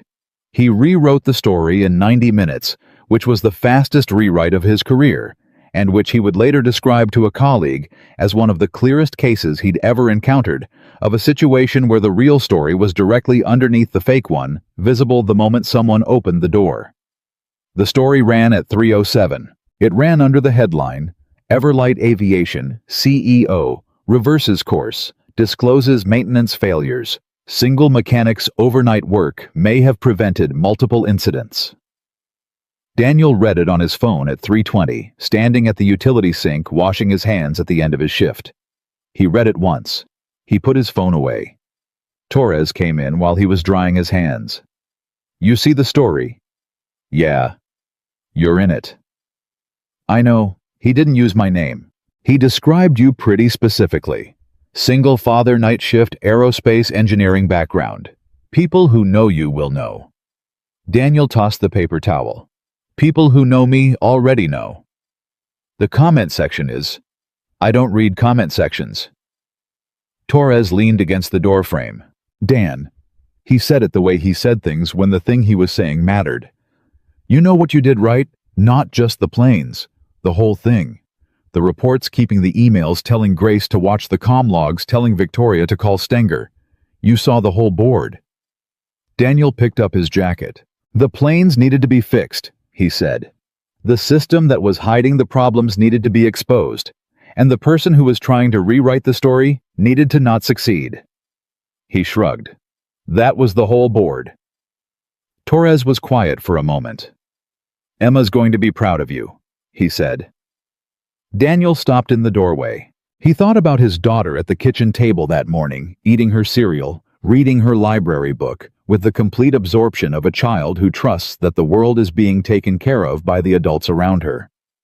He thought about what it meant to be one of those adults, what you owed to that trust. "She already is," he said. "She told me Tuesday that people should be more like planes." Torres frowned. "What does that mean?" "It means they should only care if things work right." Daniel put on his jacket. "She's 8. She figured out the whole thing." He left through the side door, the one that opened to the employee lot, the same door he'd left through that Monday morning after being fired. He walked to his truck, the old blue Ford, the cracked side mirror, Emma's granola bars in the back seat. He sat in the truck for a moment. Not the way he'd sat in it Monday morning, looking at the Everlight logo with his hands on the wheel, and his life arranged differently than he'd planned. This was different. This was just a man at the end of a long week, sitting quietly for a moment before he drove home. He pulled out his phone and called Emma. She picked up fast, which meant she'd been waiting. "Did you have a good day?" he asked. "Ava and I finished our science project," Emma said. We got an A-, but the teacher said it would have been an A if we'd labeled the diagrams better. That's fair, Daniel said. Did you have a good day? He looked through the windshield at the late afternoon sky, which was doing something complicated with the clouds, the light going that particular orange gold that only happens in winter, low and long and honest. Yeah, he said. Pretty good day. Did the bad stuff get fixed? He thought about the board vote. The Stenger story. Richard's calls that went nowhere. Victoria standing in front of 11 board members saying, I will answer for it, but I will not apologize for the substance of the decision. He thought about the Bay 8 torque mount, which still needed watching. Most of it, he said. What's left? The stuff that takes longer, he said. The stuff you have to keep watching. Emma accepted this with the gravity of someone who understood at 8 years old that some problems were not solved once, but maintained continuously, the way you maintained an aircraft not fixed and forgotten, but checked and checked and checked again, because the alternative was trusting something you hadn't verified, and that was how things failed. Okay, she said. There's pasta again. I'll be home by 6. I know, she said. You always are. He started the truck. He drove home, the same route, same road, same cracked mirror, catching the winter light, and the only thing different was that tomorrow morning when he drove back, the gate guard would say, Good morning.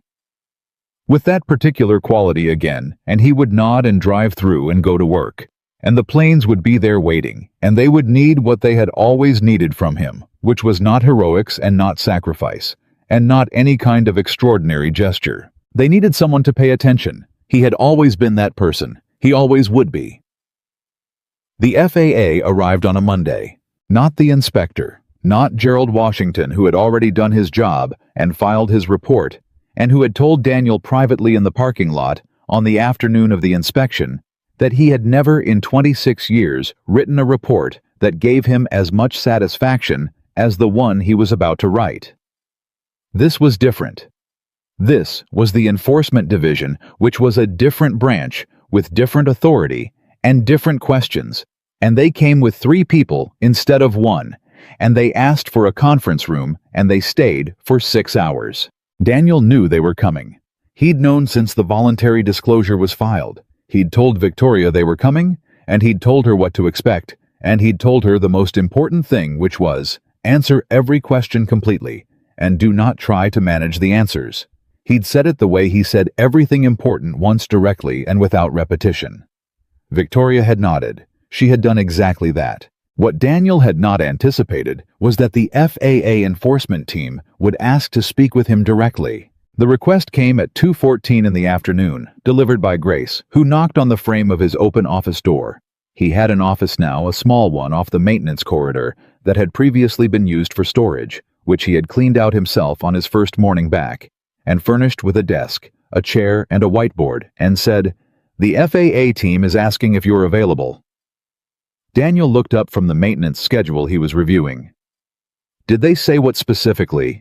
They want to hear your account of what you found and when you found it, directly, not from documentation. Grace paused. Victoria says it's your call. She said to tell you that. He appreciated that. He set down his pen. Tell them 10 minutes, he said.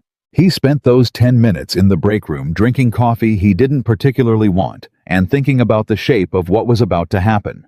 Because this was the part he had not talked to anyone about, not Torres, not Victoria, not even Emma, in the indirect way he sometimes talked to Emma about things that mattered. What the FAA Enforcement Division was building toward was not just a regulatory action against Everlight Aviation. What they were building toward, if the documentation supported it, was a potential criminal referral against Richard Cole. Daniel had known this since Monday. He had thought about it every day since Monday. He thought about Richard not with sympathy, because sympathy required a specific kind of generosity that was hard to locate when you considered what Richard had done and why. But he thought about Richard as a person which was different. Richard Cole was 51 years old. He had a wife and 2 adult children, and a reputation he had spent 20 years constructing. He was not, in the way the word was sometimes used loosely, a monster. He was a man who had made a series of choices that began with one defensible calculation and ended somewhere none of the individual steps would have predicted. That was the thing about incremental compromise that Daniel had understood since early in his career. It rarely felt like a single decision.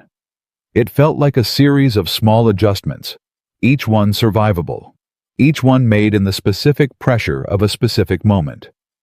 And then, one day, you looked back at the distance between where you started and where you were standing, and the gap was so large that the only way to live with it was to stop looking back. Richard had stopped looking back. Daniel had never stopped looking. He set down his coffee and went to the conference room. The lead investigator was a woman named Patricia Okafor, 53 years old, with the composed and entirely non-hostile manner of someone whose professional effectiveness depended on not making people feel attacked. She introduced herself, introduced her two colleagues, and said, "Mr. Carter, we appreciate your time. We've reviewed your documentation. We'd like to understand the timeline from your perspective, specifically when you first identified the pattern and what you did about it." Daniel sat down. "March 14th, he said. "That's when I first filed a report that came back altered. I didn't know it was altered immediately. I thought it was a system error. I refiled it and the same thing happened. That was when I started keeping copies." Okafor made a note. "When you say altered, the risk classification was changed. The original report classified the item as requiring immediate attention. The refiled version classified it as schedule at next available opportunity." He paused. "The language sounds similar. The operational implication is completely different. And you identified Mr. Cole as the source of the alterations." "Not immediately. I identified the pattern in April. I identified the source in May when I requested the edit logs from the database administrator and saw which user account had made the changes." He looked at Okafor steadily. "I have those logs. They're in the documentation package." Okafor nodded. "They are. We've reviewed them." She looked at him. "Mr. Carter, I want to ask you something directly, and I'd like a direct answer." "That's the only kind I have," he said. The faintest indication of something not quite a smile, but adjacent to one crossed her face. "Between May, when you identified the source, and Monday of last week, when the inspection occurred, that's approximately 7 months. During that time, you had evidence of systematic maintenance record falsification. Why didn't you go to the FAA directly?" The room was quiet. Daniel had known this question was coming. He had thought about how to answer it, and he had decided that the only honest answer was the complicated one, because the simple one, "I wanted to give the company the chance to address it first," was true, but incomplete. "2 reasons," he said. "The first is that I believed every month that the next report would be the one that reached someone with authority to act on it. I kept finding ways to file it differently, route it differently, hoping it would get past Richard and reach Ms. Hayes. I was wrong about that. I underestimated how thoroughly he was controlling the information." He paused. "The second reason is that going to the FAA would have triggered an investigation that would have grounded the fleet. Possibly the entire fleet pending review. 400 people work at Everlight. Most of them had nothing to do with what Richard was doing. I was aware that the action I was considering had consequences for people who didn't deserve them." Okafor looked at him. "So you made a judgment call," she said. "Yes," he said. "I made a judgment call. And I'm aware that in retrospect, given how close several of those aircraft came to passenger departures in a substandard condition, it's a judgment call that could be criticized." He held her gaze. "I'll stand by the reasoning, even if the outcome could have been worse. But I want to be clear that I understand the risk I took, and I don't offer the reasoning as an excuse." Okafor looked at her notepad for a moment. Then she looked back at him. "In 24 years of enforcement investigations," she said, "I have interviewed a significant number of people who knew things and didn't come forward. The reasons they give are varied, occasionally compelling." She paused. "Your reason is one of the more honest ones I've heard." She closed her notepad. "One more question. The work you did on the night of the 6th, The pre-inspection repairs. You worked from midnight to approximately 5:20 alone initially, with several colleagues joining later. You were on your scheduled shift until 6, at which point you were called to the executive floor. Yes, you did that work knowing it was possible given the pattern of the previous 7 months that your reports would continue to be suppressed and that the inspection might simply validate the falsified records rather than the actual condition of the aircraft. Daniel looked at her. I didn't do it for the inspection, he said. Okafor waited.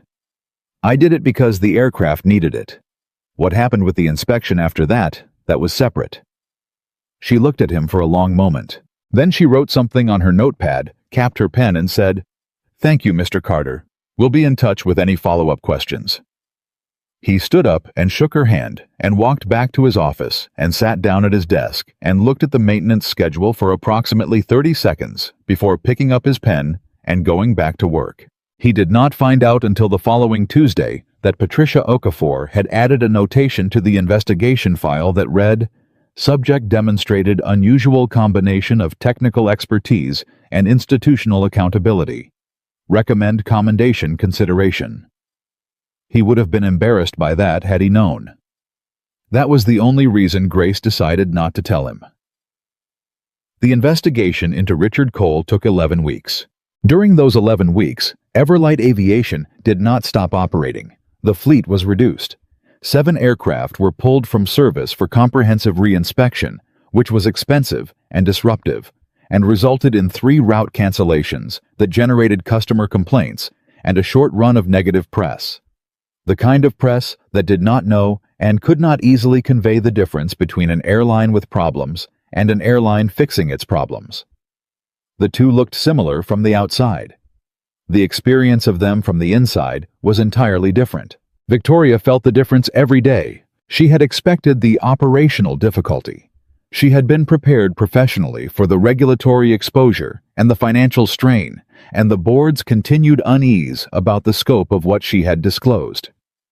What she had not been prepared for was the quieter difficulty, which was the internal one, the day-to-day experience of running a company whose culture was actively in the process of changing, which was slower and more uncomfortable than any external challenge, because it required people to examine things about themselves that most people would prefer not to examine. There were good days, and there were hard ones. The good days were the ones where she walked the hangar floor and a mechanic stopped her to show her something. A repair, a process change, a new way of documenting that Santos had developed based on Daniel's system, and explained it in the confident, engaged manner of someone who believed their work mattered and believed someone above them agreed. There were more of those days as the weeks went on. The hard days were the ones where she sat in a board meeting and fielded questions from Henderson, who had voted against the reform framework and had not stopped cataloging its costs, the insurance implications, the regulatory attention, the operational constraints of the new mechanic halt authority, the quarterly numbers that were not going to be good. Henderson was not wrong about any of those things. The numbers were not good. The insurance implications were real. The quarterly report was going to be the worst Everlight had posted in 8 years. She understood during those meetings what Daniel had been doing for 7 months, absorbing the weight of something that the people around him could not see or would not see, and continuing to function correctly despite the weight.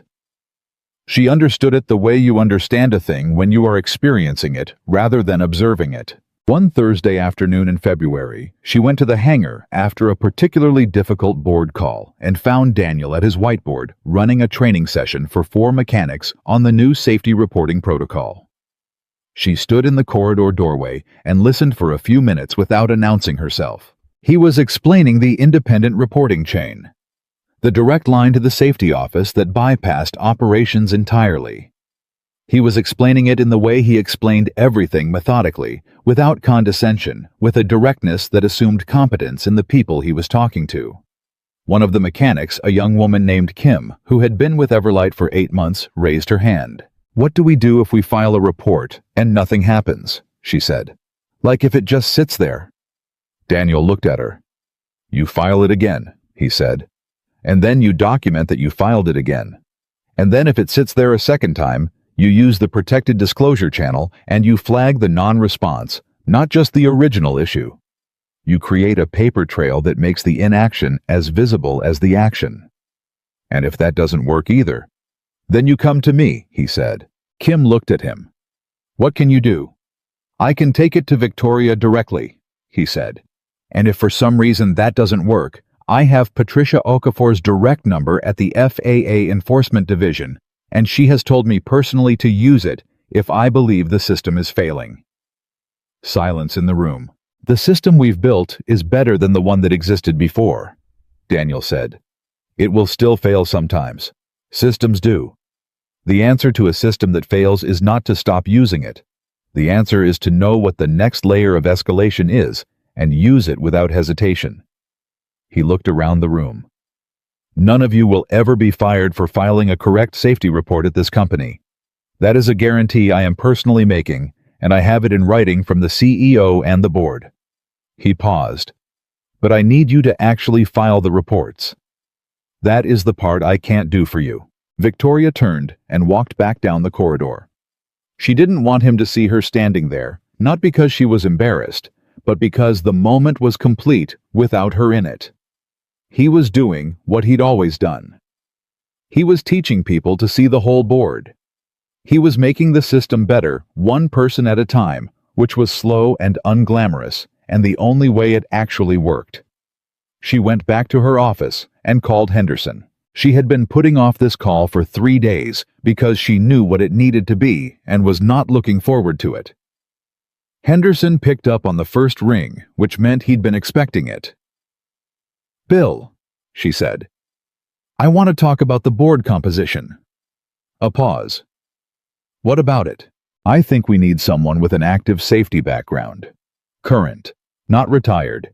Someone who is inside the operational realities of commercial aviation right now, not 8 years ago. She paused. I'd like to put forward Carol Marsh for board chair, and I'd like to bring in one additional member with active FAA or NTSB experience. Henderson was quiet for a moment. That's a significant restructure, he said. The board voted 9-2 to ratify the safety framework, she said. The two who voted against were you and Walsh. I'm not removing anyone, Bill.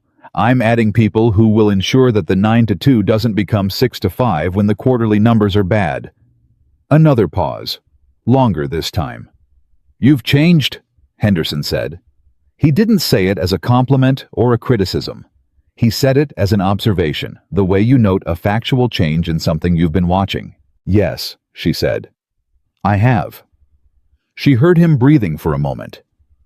I'll support the Marsh nomination, he said. The additional member, I want to review the candidates. Fair enough, she said. I'll have Grace send you the short list. She hung up and looked at the window and thought for no particular reason about the conversation Daniel had described with Emma. People should be more like planes. Only care if things work right. She was starting to understand what that meant as an operating principle. Not just for an airline, for everything. The Richard Cole matter concluded on a Wednesday morning in March. He was not charged criminally, which was the outcome Daniel had suspected, but not predicted with certainty. The FAA's enforcement action was civil significant fines, a consent order, a formal finding of willful falsification that would follow his professional record permanently. The Department of Transportation had reviewed the criminal referral and determined that while the evidence was sufficient to support charges, the voluntary disclosure, the cooperation, and the remediation actions taken by the company were factors in the decision not to pursue prosecution. Daniel heard about it from Torres, who heard about it from Grace, who had gotten the call from Victoria's attorney at 8:47 in the morning. Civil, not criminal, Torres said. Yeah.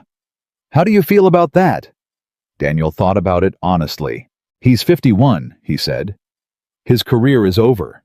His professional reputation is permanently documented as willful falsification.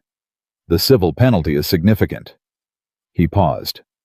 I don't need him in prison to feel like the right outcome happened. Torres looked at him. Most people would want more, Torres said. I wanted the planes fixed and the system changed, Daniel said. Those things happened. Everything else is extra. Torres was quiet for a moment, "Richard called me," he said. "Last week." Daniel looked at him.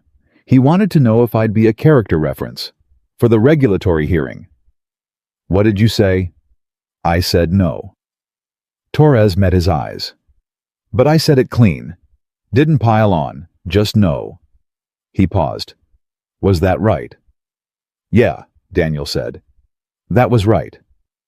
There was something in the way he said it that made Torres nod slowly, like a man who had been carrying a small uncertainty and had just set it down. The day the first grounded aircraft returned to service was a Thursday in late March.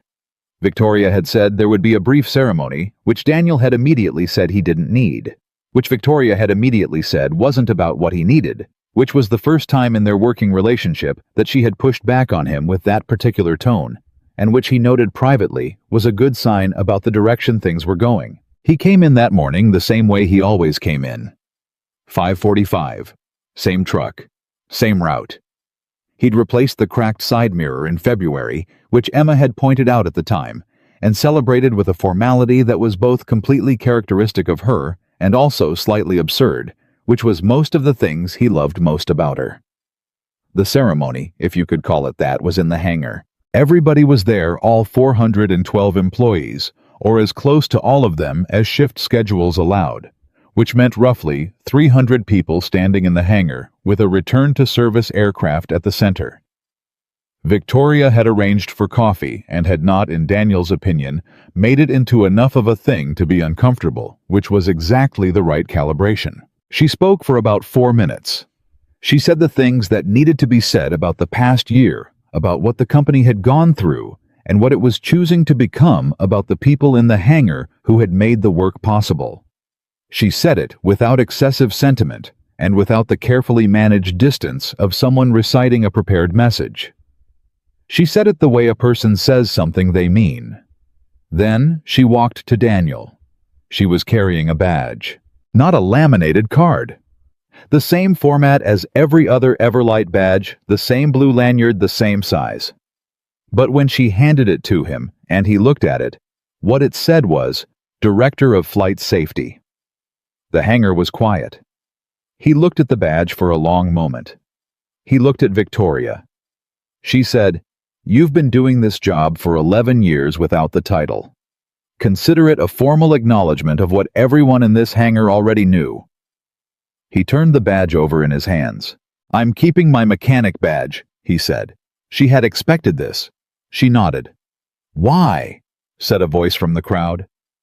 Daniel looked up. It was Kim, the young mechanic who had asked him in the training session what to do if no one listened.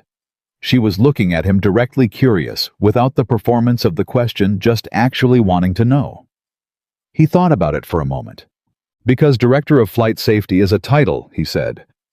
"It tells people what I'm authorized to do. The mechanic badge tells me what I'm responsible for." He looked at the aircraft.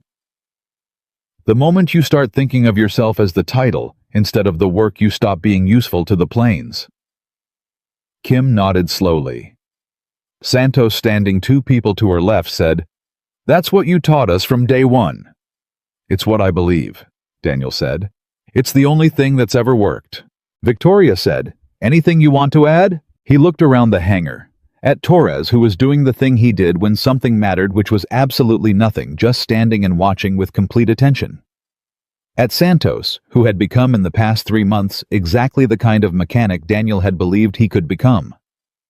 At Captain Reed, who was standing near the back and who had the previous month submitted a formal commendation for Daniel through the new safety reporting channel, which had taken Daniel completely by surprise and which he had not known what to do with, and which currently sat in the top right drawer of his desk, slightly embarrassing him every time he opened it. He looked at the aircraft. "Pay attention," he said. "That's it. Everything else is the result of that." The aircraft was cleared for service at 10:47 that morning. It taxied to the runway at 11:14 and lifted into a sky that was doing something brilliant with the clouds, the light coming through them in long columns. The way light sometimes does in winter when it's decided to make an effort. And Daniel watched it from the hangar door and felt the specific satisfaction of a man who has seen something he repaired do the thing it was built to do. He took out his phone and called Emma. She picked up on the first ring. "Dad, you said you'd call when the plane took off." "It took off." "How did it look?" He watched the aircraft until it was gone, until it was just a speck in the brilliant winter sky, climbing toward altitude, carrying whatever passengers it was carrying, going wherever it was going, functioning correctly, because someone had made sure it would. "Perfect," he said. He heard her smile through the phone. Not because she made a sound, because he knew her. "Good," she said. "Can we have pizza tonight?" "Yeah," he said. "We can have pizza." "And can you tell me about the planes?" The whole story from the beginning. He thought about where the beginning was. Whether it was March 14th and the altered report. Whether it was midnight in Hangar 7 and the vibration reading in Bay 12.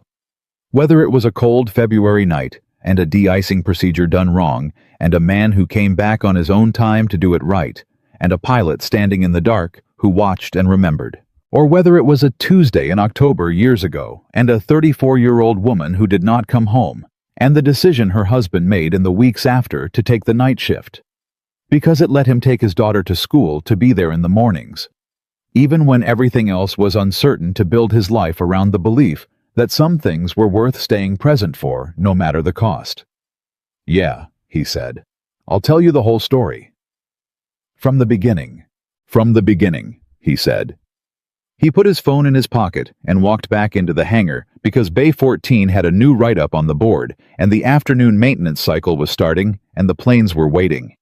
They were always waiting. And he was always there. 6 months after the first aircraft returned to service, Everlight Aviation was still standing. Not thriving. Not yet. But standing, which, in the particular vocabulary of commercial aviation, where the margin between surviving and not surviving is narrower than most industries and more unforgiving than all of them, was the word that mattered. The quarterly numbers were still difficult. 3 routes had not been reinstated. Insurance costs had increased. 2 regional competitors had moved into markets that Everlight had temporarily vacated during the fleet reduction. But the planes were flying clean. That was the phrase Daniel had started using in the weekly safety review meetings, which he ran every Tuesday morning at 7, which everyone attended without being reminded. Because the culture of the maintenance department had shifted in the specific way that cultures shift. When the person at the center of them operates with complete consistency over a long period of time. The planes were flying clean meant something precise. Every aircraft in service had current, verified, unaltered documentation. Every deferred item was genuinely deferred on a real timeline, with a real reason, and every person who had signed their name on a maintenance record had done so because they believed it was accurate. It sounded simple. It had taken the better part of a year to build. On the Tuesday morning, 6 months after the ceremony, Daniel arrived at 5:45 as always, and found Torres already in the hangar, which was not unusual, and Torres holding a printed email which was. Daniel looked at Torres's face before he looked at the email. Torres had a face that didn't give things away easily. 22 years of maintenance work of managing crises quietly so that the people around him could continue functioning that kind of career left a particular quality in a person's face, a settled, absorptive quality.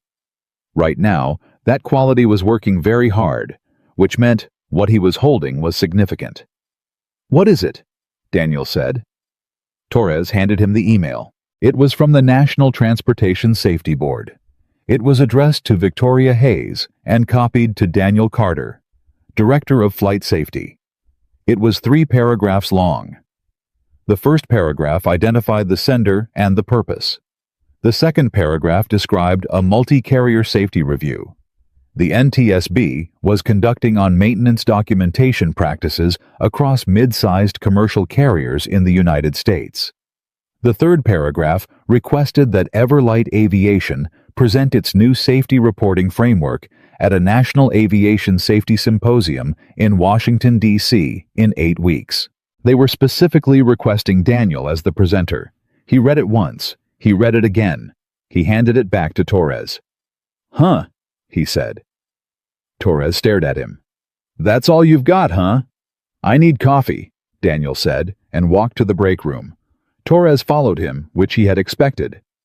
Dan, the NTSB, The National Symposium. They want you to present the framework to every major carrier in the country. I heard what it said. That's a significant thing. I know it's a significant thing. Daniel poured his coffee. I'm going to need to write a presentation.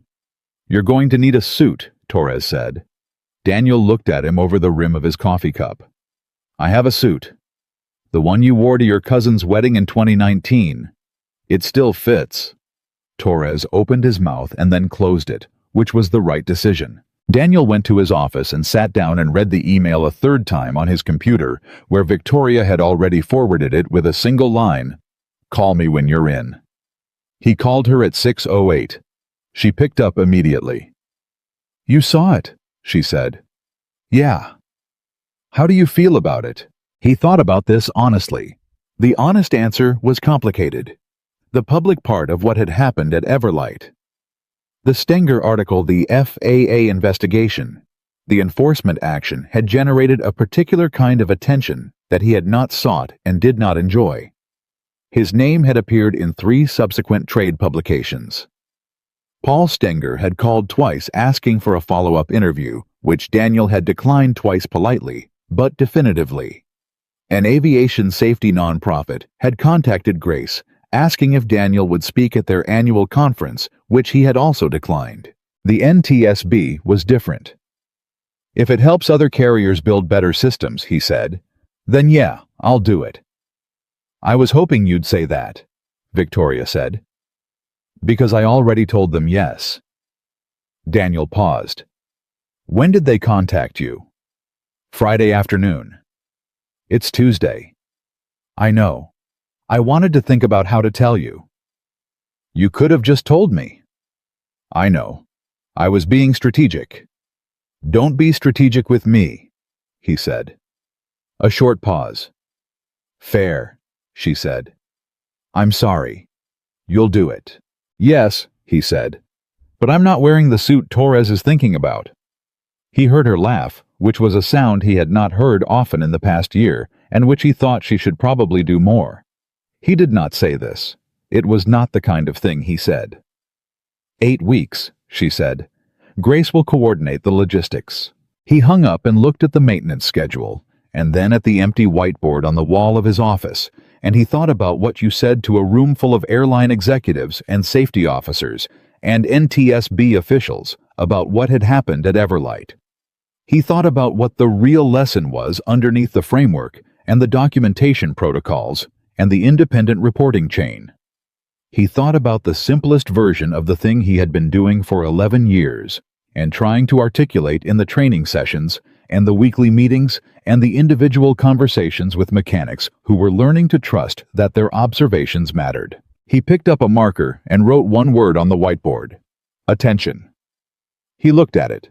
Then he went to work. The 8 weeks between the email and the symposium were not quiet weeks, which was normal, because quiet was not the default condition of a working airline. There was a pressurization anomaly on Bay 3 that took 6 days to trace to a seal assembly that had been installed with a tolerance error 2 years before any of this happened. There was a personnel situation involving 2 mechanics on the afternoon shift that Daniel handled directly, sitting with both of them, separately listening to both versions of the same disagreement and identifying the part that was actually about the disagreement and the part that was about fear. Fear of the new accountability structure. Fear of signing their names on things and being wrong. That was the conversation he had not anticipated needing to have repeatedly, which was the conversation about what accountability actually meant. It did not mean you were perfect. It meant you were honest. There was a difference, and the difference was the whole thing. Kim had come to him in the 5th week with a report she'd filed that had been flagged for review. She stood in his doorway with the flagged document in her hand and the specific expression of someone who has done something correctly and is afraid it was wrong. I flagged it because I wasn't sure, she said. The reading was within tolerance, but it was at the edge, and the trend over the last 6 checks was moving in the wrong direction. I didn't know if that was enough to flag. Was that your honest assessment? He said. Yes. Then it was enough to flag, he said. Always. Every time. She looked at the document. What if the trend reverses and it turns out to be nothing? Then you filed an accurate report about a trending anomaly that turned out to resolve itself, he said. That is useful information. That is not a wrong report. He looked at her steadily. The only wrong report is one that doesn't reflect what you actually observed. She nodded slowly, the nod of someone integrating something rather than simply receiving it. How do you always know? She said. When you look at something, how do you know what matters? He thought about this more carefully than she might have expected. I don't always know, he said. I know more often than I used to because I've been paying attention for a long time. But the knowing comes from the attention, not the other way around. He paused. You've been doing this for a year.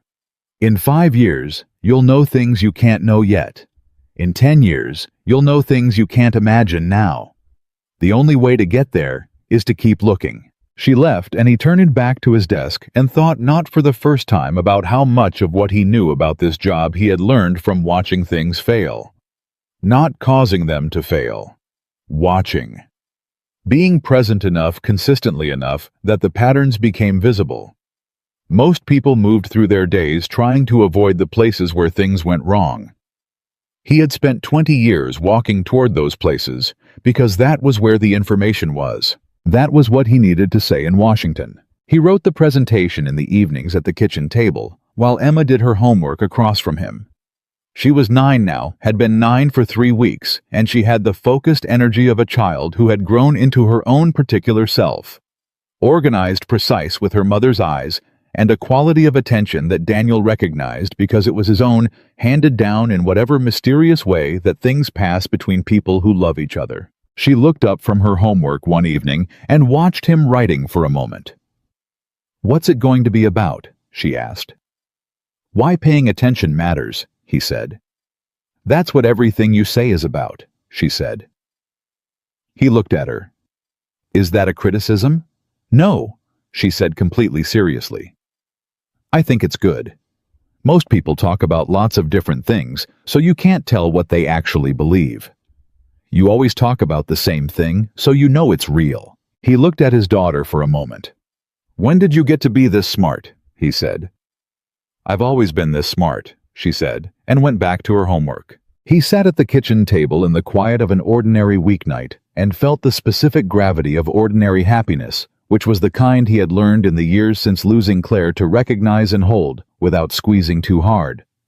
Emma alive and well across the table. Work that mattered. A system that was better than it had been. The planes flying clean.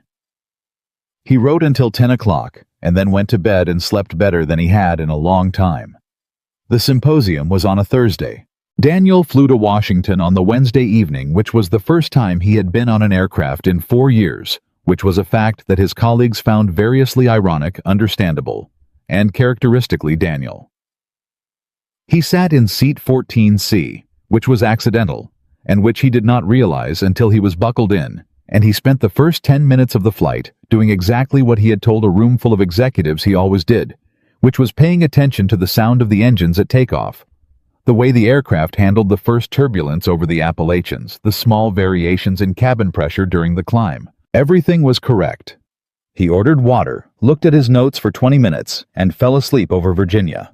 The symposium was in a conference center near the Capitol, and it was larger than he had expected, which he should have anticipated, given that the NTSB had described it as a national event, but which his mental image of the thing had not fully prepared him for. There were approximately 300 people in the room when he walked in. Thursday morning, airline executives, safety officers, FAA officials, NTSB staff, a scattering of journalists, including, he noticed Paul Stenger, who caught his eye from across the room and gave him a nod that acknowledged both their history and the fact that Daniel had declined 2 interview requests, which Stenger, to his credit, did not appear to hold against him. Patricia Okafor was there. She found him during the morning break, coffee in hand, the same composed manner she'd had in the Everlight conference room 6 months ago. "Mr. Carter," she said, "good to see you in a different context." "Likewise," he said. "Nervous." He thought about this honestly. "No," he said. "I know what I'm going to say." She looked at him with the expression he had come to recognize as her version of a smile, which was not quite a smile, but conveyed the same thing. "Good," she said, "because half the people in that room have spent the last 6 months trying to figure out how to implement what you built without having to go through what you went through to build it." He absorbed this. "Is that possible?" he said. "That," she said, "is more or less what they're hoping you'll tell them." He was introduced at 2:15 in the afternoon by the NTSB chair, who gave him a bio that was accurate and slightly more impressive sounding than Daniel experienced it from the inside, which was the nature of bios. He walked to the podium and looked at 300 people looking at him and felt for a brief moment the specific strangeness of being in a room because of something you'd done alone in a hangar at 2 in the morning with no audience at all. He set his notes on the podium. He looked at the room. He did not use the notes. "The framework we've built at Everlight," he said, "is a set of structural changes to how safety information moves through the organization. I can walk you through all of it, and I will, and I think it's worth replicating. But I want to start with something that isn't in the framework, because the framework doesn't work without it." The room was quiet. The question I get asked most often is, how did you know something was wrong? How did you catch something that the documentation said was fine? He paused. The answer is that I wasn't looking at the documentation. I was looking at the aircraft, and those two things told me different stories. He let that sit for a moment. Most of the safety failures I'm aware of in commercial aviation, not all but most, didn't begin with a catastrophic event. They began with a small thing that was manageable, that got deferred, that got reclassified, that got absorbed into the noise of a busy operation by people who were trying to keep the numbers moving in the right direction. He looked at the room. And the reason those small things became invisible is not because the people responsible for finding them were incompetent. It's because the system they were working in made it easier to not find them than to find them. He paused. An aircraft does not care about your quarterly report. It does not care who owns the company, or what the investor timeline is, or what the numbers need to look like by the end of the month. It cares about one thing: whether the people responsible for it were paying attention. He looked at the room. The framework we built is designed to make paying attention easier, to make it structurally rewarding rather than structurally punished, to protect the person who finds the problem rather than the person who buries it. He walked them through it. Then the independent safety reporting chain, the mechanic halt authority, the protected disclosure channel, the third-party audit protocol. He explained each element not in the abstract, but through specific cases from Everlight's past year, the actual situations in which each element had been tested and had worked or had needed adjustment. He talked about Kim's trending anomaly report. He talked about a situation in January where a mechanic on the morning shift had used the halt authority for the first time and been right, and what it had meant for the culture of the hangar that the halt authority had been used and respected, and the mechanic had not experienced any negative consequence. He talked about what it had cost to build it, the route cancellations, the insurance costs, the quarterly numbers, the board members who had voted against it, the sustained difficulty of running a company while simultaneously rebuilding its foundational practices. He did not pretend those costs were small. If you implement this, he said, it will be expensive in the short term. It will create operational friction. It will surface problems you currently don't know about because the system will finally be designed to surface them rather than absorb them. That will feel initially like things getting worse. He paused. They are not getting worse. You are finally seeing what was already there. The room was very still. The question is not whether you can afford to build this system, he said. The question is whether you can afford to keep not building it. And the answer to that question depends on whether you're doing the math correctly, because the cost of the system is visible and quantifiable. The cost of not having the system is invisible right up until the moment it isn't. He stopped. He looked at the room one more time. Pay attention, he said. Everything else follows from that. He stepped back from the podium. 300 people began to applaud, and Daniel Carter stood at the podium in Washington, D.C., and felt underneath the applause the same thing he had felt every morning for 11 years. When he walked into Hangar 7, the weight of the work and the satisfaction of it and the knowledge that the work was never finished only continued. He flew home that evening. Emma was awake when he got in, which she was not supposed to be, but which he had honestly expected. She was at the top of the stairs in her pajamas, looking down at him with her mother's eyes. "How did it go?" she said. "Good," he said. "Did they listen?" He thought about 300 faces. About the conversations afterward. 17 people who had come up to him during the reception. One conversation that had lasted 40 minutes with a safety director from a carrier based in Chicago, who wanted to know specifically how he had handled the board resistance, who had listened to the answer with the focused attention of someone who was going to go home and actually use it. "Yeah," he said. They listened.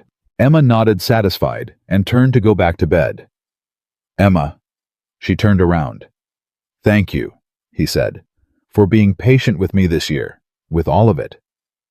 She looked at him for a moment. "You don't have to thank me," she said. "You were doing the right thing." She said it the same way she'd said it 11 months ago at the kitchen table on a December morning when she'd noticed he wasn't wearing his badge, and he'd told her he'd been fired, and she had asked if it was because he wouldn't sign the paper. The same certainty. The same directness. The same complete absence of drama around something that she had decided was simply true. He stood at the bottom of the stairs and looked up at his daughter. He thought about Claire, who had not come home on a Tuesday in October, and what it had cost him, and what it had given him, the clarity about what mattered, the understanding of what was worth protecting, the knowledge that the people in seat 14C were someone's whole world. He thought about the night shift and the morning drives to school and the scrambled eggs and the library books and the granola bars in the back seat of the truck. He thought about midnight in Hangar 7 and the vibration reading in Bay 12 and the decision to pick up his tools instead of walking away. He thought about the 22 aircraft flying clean. "Get back to bed," he said. She smiled at him, that particular smile, the one that was all Claire, and went back to her room, and he heard her door close softly. He stood in the quiet house for a moment. Then he went to the kitchen and made coffee he didn't need, and sat at the table where he'd written the presentation, and he thought about Bay 14's new write-up that would be on the board when he got in tomorrow morning, and the afternoon maintenance cycle, and the trending anomaly on the pressurization seal in Bay 3 that he wanted to check personally before sign-off.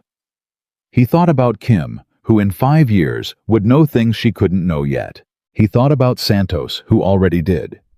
He thought about Torres, standing in the hangar watching the first aircraft return to service with the quiet attention of a man who had been there for the whole thing and understood what it meant without needing anyone to explain it. He thought about Victoria, who had stood in front of her board and said, "I will answer for it, but I will not apologize for the substance of the decision," and who had meant it, and who was becoming month by month the kind of leader who walked the hangar floor on Thursday mornings and knew the names of the people who kept the airplanes flying. He thought about Patricia Okafor, who had written recommendation consideration in a government file which he was still slightly embarrassed about. He thought about Paul Stenger, who had rewritten a story in 90 minutes because someone gave him a better one. He thought about Marcus Harland, who had not invested, who had looked at a man in a work shirt standing in a hangar doorway with truck keys in his hand, and understood immediately who the most important person in the building was. He thought about his father, who had been a machinist for 38 years, who had come home every evening with grease at his knuckle lines, the same way Daniel did now, who had told him once when Daniel was 12 that a man's work should be something he could defend to the person it served, not to his boss, not to the quarterly report, to the person it served. He had been 12 when his father said that. He had not known then what it meant. He knew now. He drank his coffee in the quiet kitchen. At 5:15, he got up, rinsed his cup, and went to get his jacket.